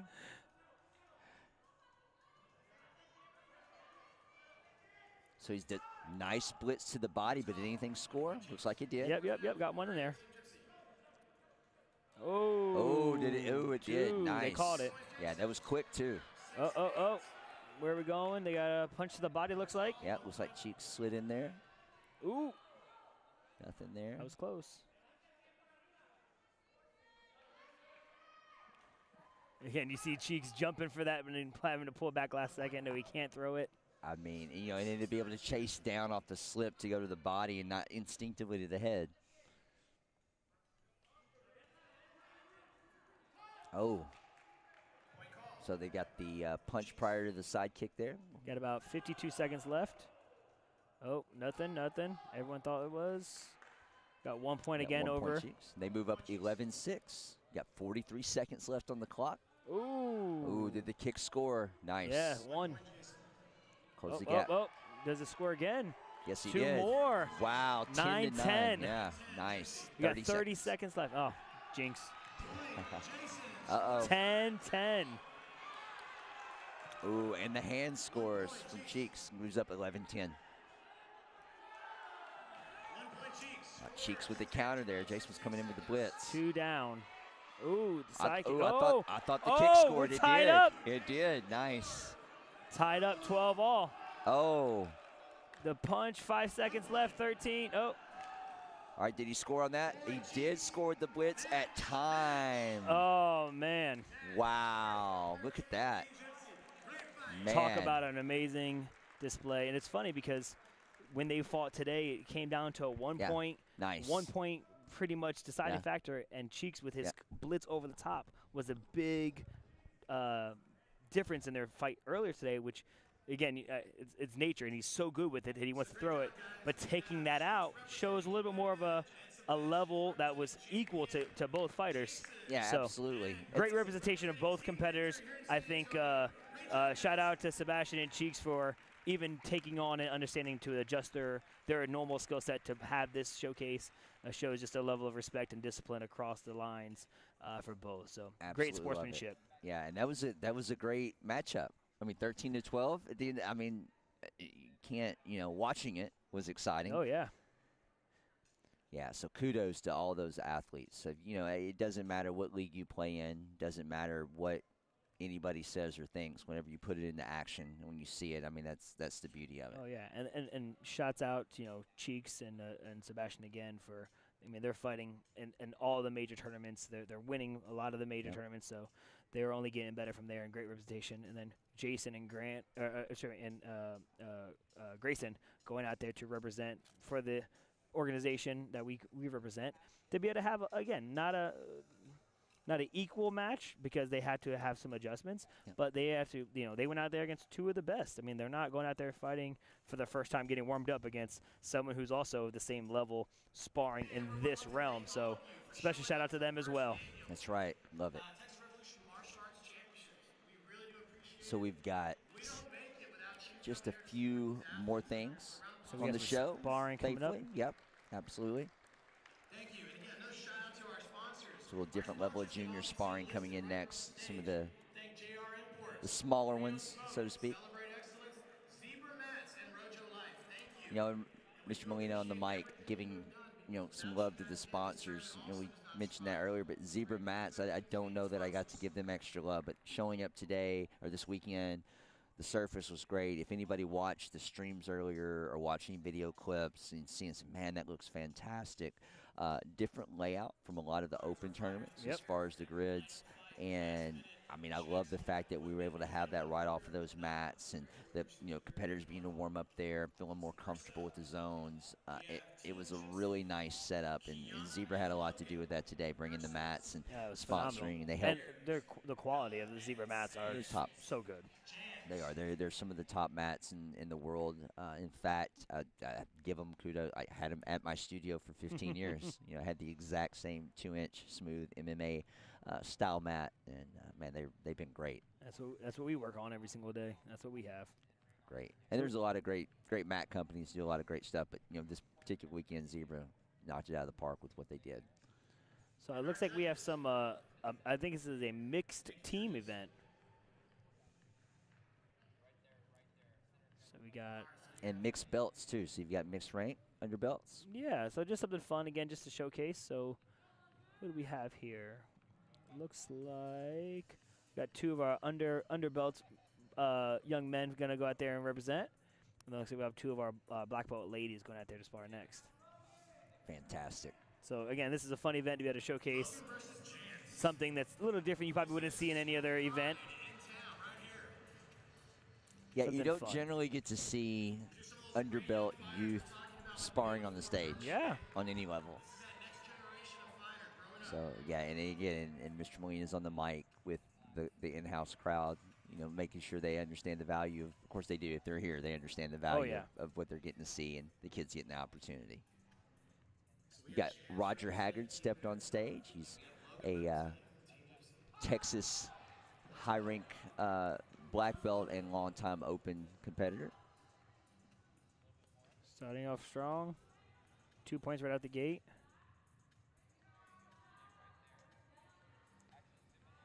Checking each other down.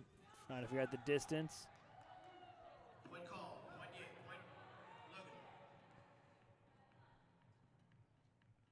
All right, it's 3-0. Got a minute 30 left in the round. Oh, nice blitz. Ooh. A score over the top. 3-1.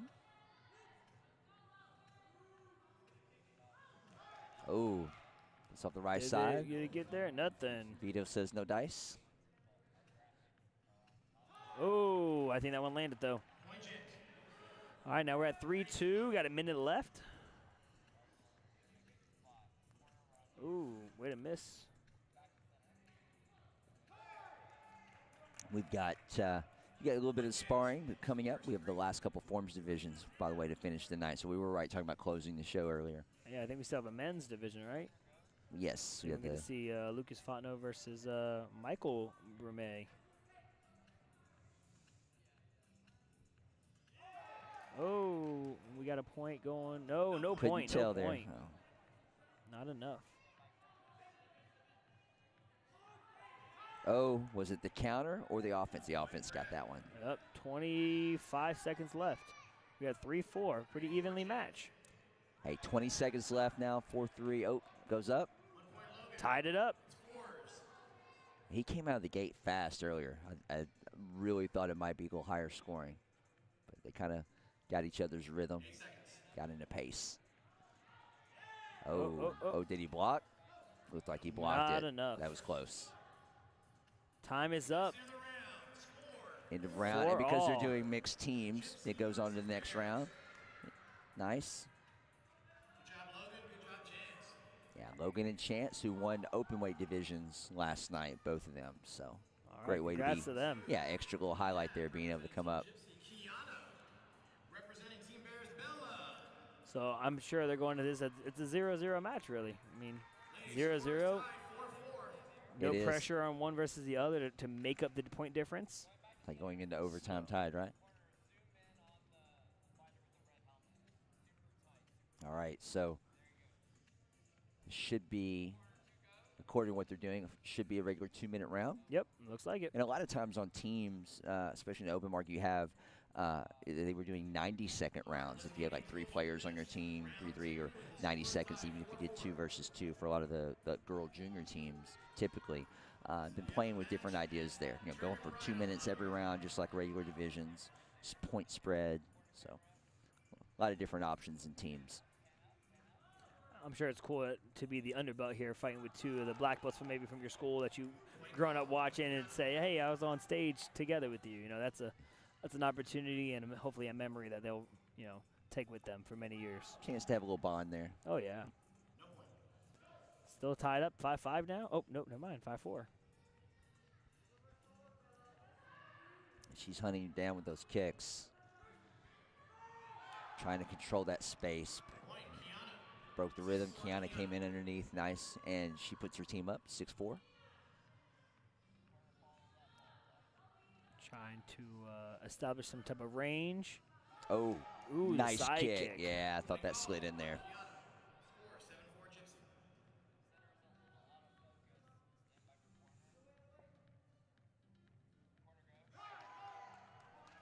Point called. 1 point Gypsy. Score is now 8-4. All right, so she goes up 8-4 for the team. Oh, did she catch her with the back? No. No, just got to Tried fall. to slide reset. back with that hook there. It's interesting how they're controlling the ring.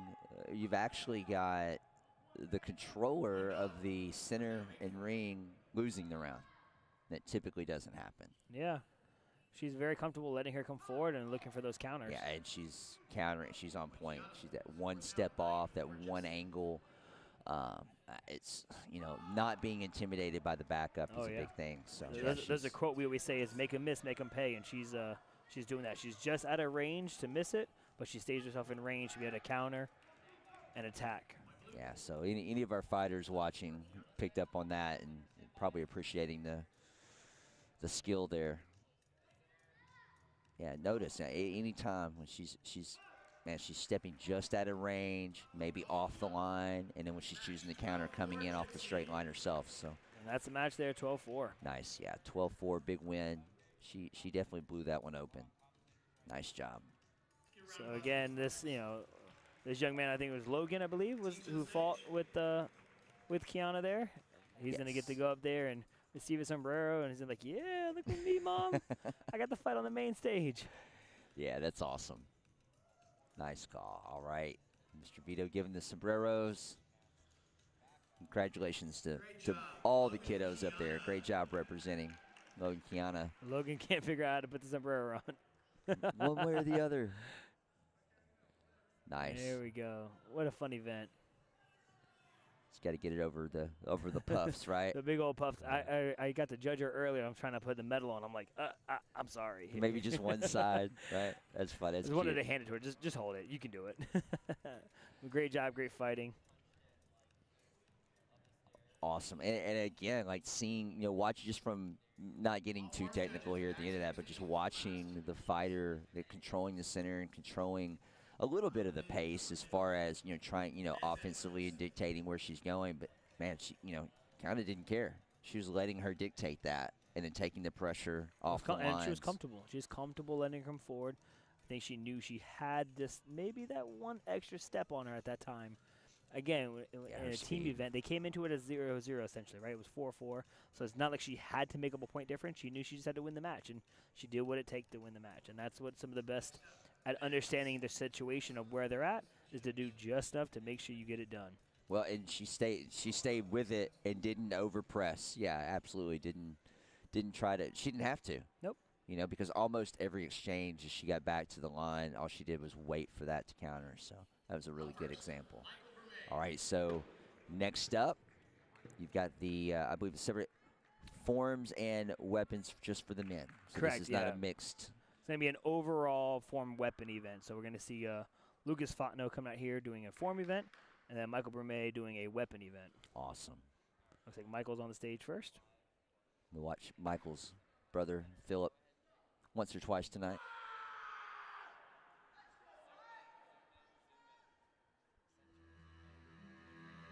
All right, so Michael bringing the sword. Got to watch the competition earlier this morning for regular divisions. He was sharp, clean as usual, and he's another competitor that work ethic is high. Oh, yes.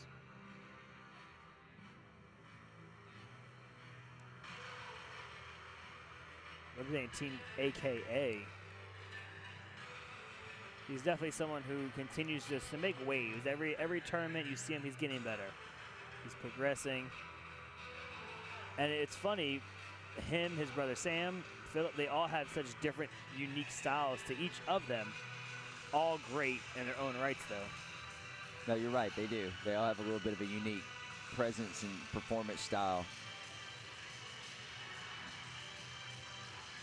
So you mentioned he's part of Team AKA, so based primarily out of the Chicago area, for people that may not know, and the legendary Master John Sharkey is the head of that organization and leads the way. They have their annual AKA Warrior Cup every January in Chicago. And they've always got a great team. They have some of the top players in the game, always, and they always have a lot of great athletes that they're bringing up and bringing into the game, like we talked about Adam and, of course, Michael here.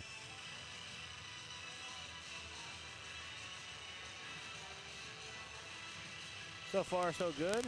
I think he's keeping a good speed, good pace throughout the whole form. Yeah, and not loaded with a lot of tricks, no, so to speak here. So I'd imagine it's a little bit more of a traditional blend. Just focusing on his power, cutting, technique, presentation. Nice and clean. Yep, very solid performance. Great job out there to Michael.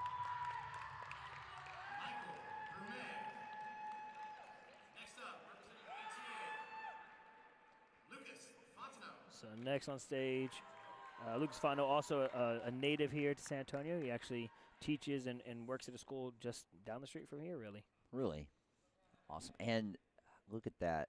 Coming Old onto the school. stage, he's got the, I hate to say old school. It's old school. It's old school now, but I think about it, it's like, man, it was just yesterday when those were out. But I guess that's what every old person says, right? That's an old school one. Old school ATA Extreme uniform, which was just a slightly different, for all the nerds at home, slightly different version than the regular XMA uniform. Well, we like to say, oh, there you go. Yeah, we say we had the wings. Yeah, the wings, because it has that V shape in the front, Correct. and the other version did not have that, so slightly different. Lucas is coming out with an extreme form here. Big X out to open. Nice little coin drop. I like it. I love the variations of that. So nice. Back 9, hook, scoop, gainer. I want to know where he found that uniform, because Lord knows you can't find it anywhere. And maybe he went to Mike Chat's house and dug it out. I had probably 16 pairs of those pants. They're the most comfortable pants. They were pretty comfortable. You had the double pockets, Oh, really, yes. right? You got a little squirrel grab. All right, so he's bringing it. Yeah, there's no doubt. All right. Yeah. And Lucas, again, a top athlete within the ATA organization, and he also has competed on some outside circuits. He has done some open circuits here and there and tried it out. So Nice. this is not necessarily a new environment for him, but he's here to bring it. So it's gonna be interesting. We have the weapon versus the form. Let's see what the judges think. Yeah, and, in regular discussion, that's always a point of contention too, right? So they do it for grands, but again, for the show, awesome. Pull some good nines there.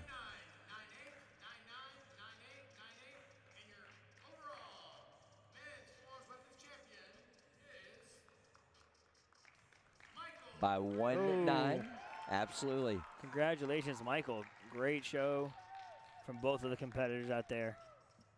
Judges gave the edge to the weapon in that, right? Yep.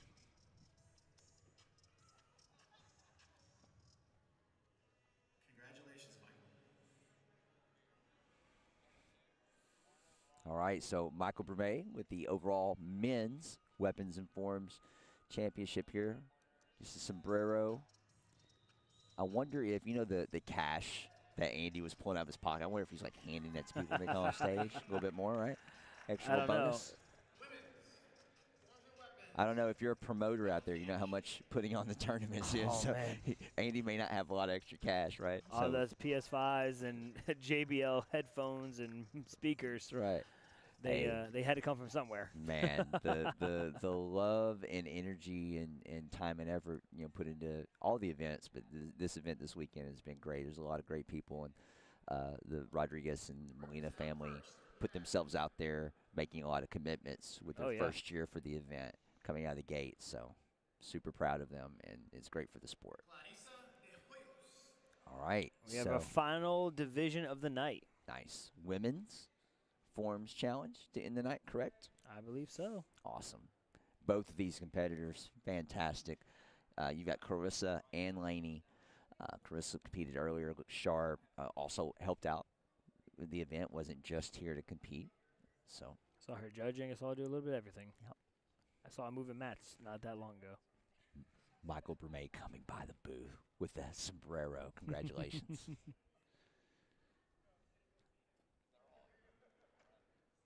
Pretty sure both of these ladies will be doing traditional kata. Looks in that the way. show. So ending the show with traditional form. How about that, guys? Love it.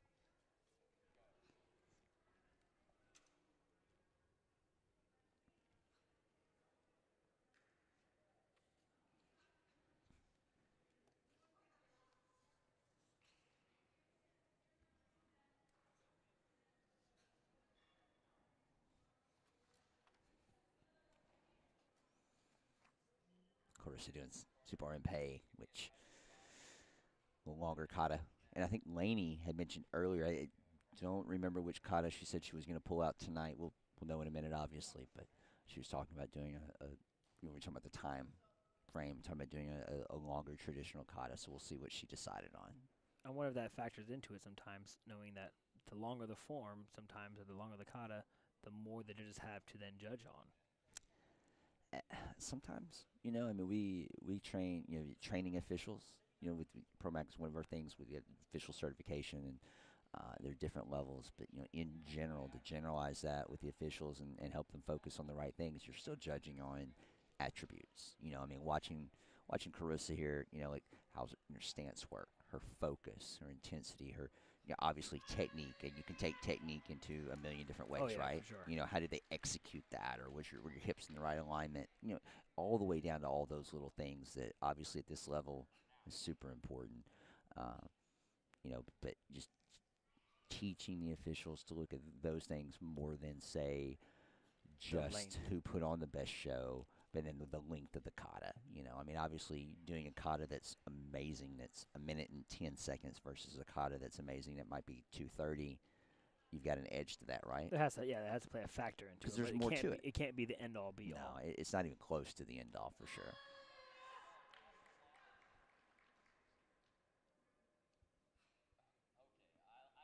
No, I don't have a history of this form, but just watching technique and appreciating martial arts for what it is, it looks very solid and strong to me.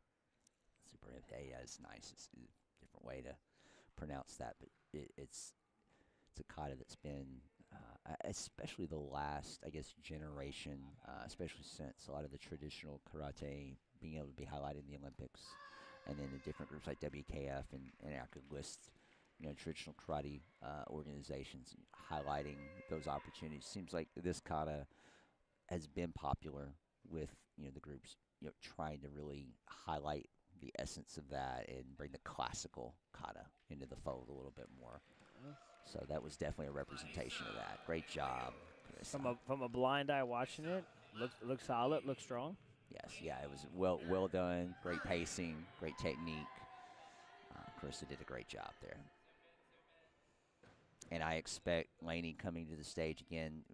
She see which kata she pulls out of her choices, but she's been on a tear the last 2 years. Being picked up by Revolution, for the open circuit play, and training with Joey Castro and a lot of other top, kata coaches over the years. Her presence, her execution has stepped up. So again, I think this is hers to lose. We'll see I how wonder she if that's does. the uniform we saw earlier from our Underbelt Oh, that performing. was a little big. Might have been Miss Laney's. Maybe she let her borrow it for good luck. Laney's got 18 years in the martial arts. We talk about Carissa had 8 years on the open circuit, 25 plus years in the martial arts. So both of these ladies basically been training their whole life. So fantastic. And Laney's just down the street, really, in New Braunfels. She's not far from here. It's a That's right. quick little drive down for her. That's right. And there's only one S in New Braunfels. They will tell you that very quickly. So Laney executing a beautiful kata. So just keep the focus, move to move, the head movement. I mean, that was, as soon as I said that, great, great example there. She's so strong. Talk about being an athlete. Watching her train. I've followed social media, seen her actually training and the conditioning, which only makes you a better Oh, yes. martial artist.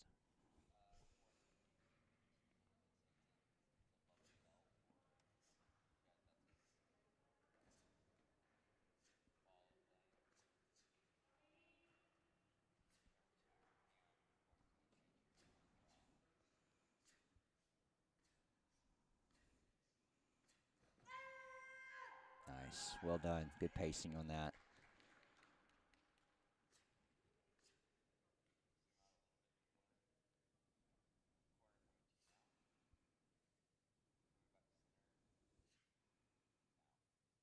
Very strong. Rhythm, power, grace, which sometimes you don't always see with the martial arts when you're being so hard on the punches and hard in your stances.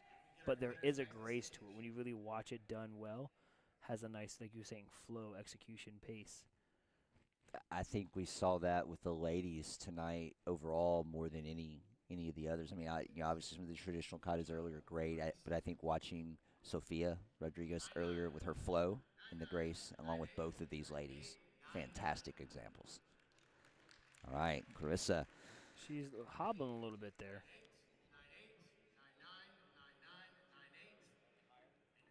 Wow, those Clarissa. scores were chopped up. Look at that. I All think it was right. close. It was super close. And out of Sugarland, Texas, training with Ramos, with multiple titles to read. Miss Clarissa de Hoyos, great job. And hopefully she didn't injure herself Yeah, she too badly definitely there.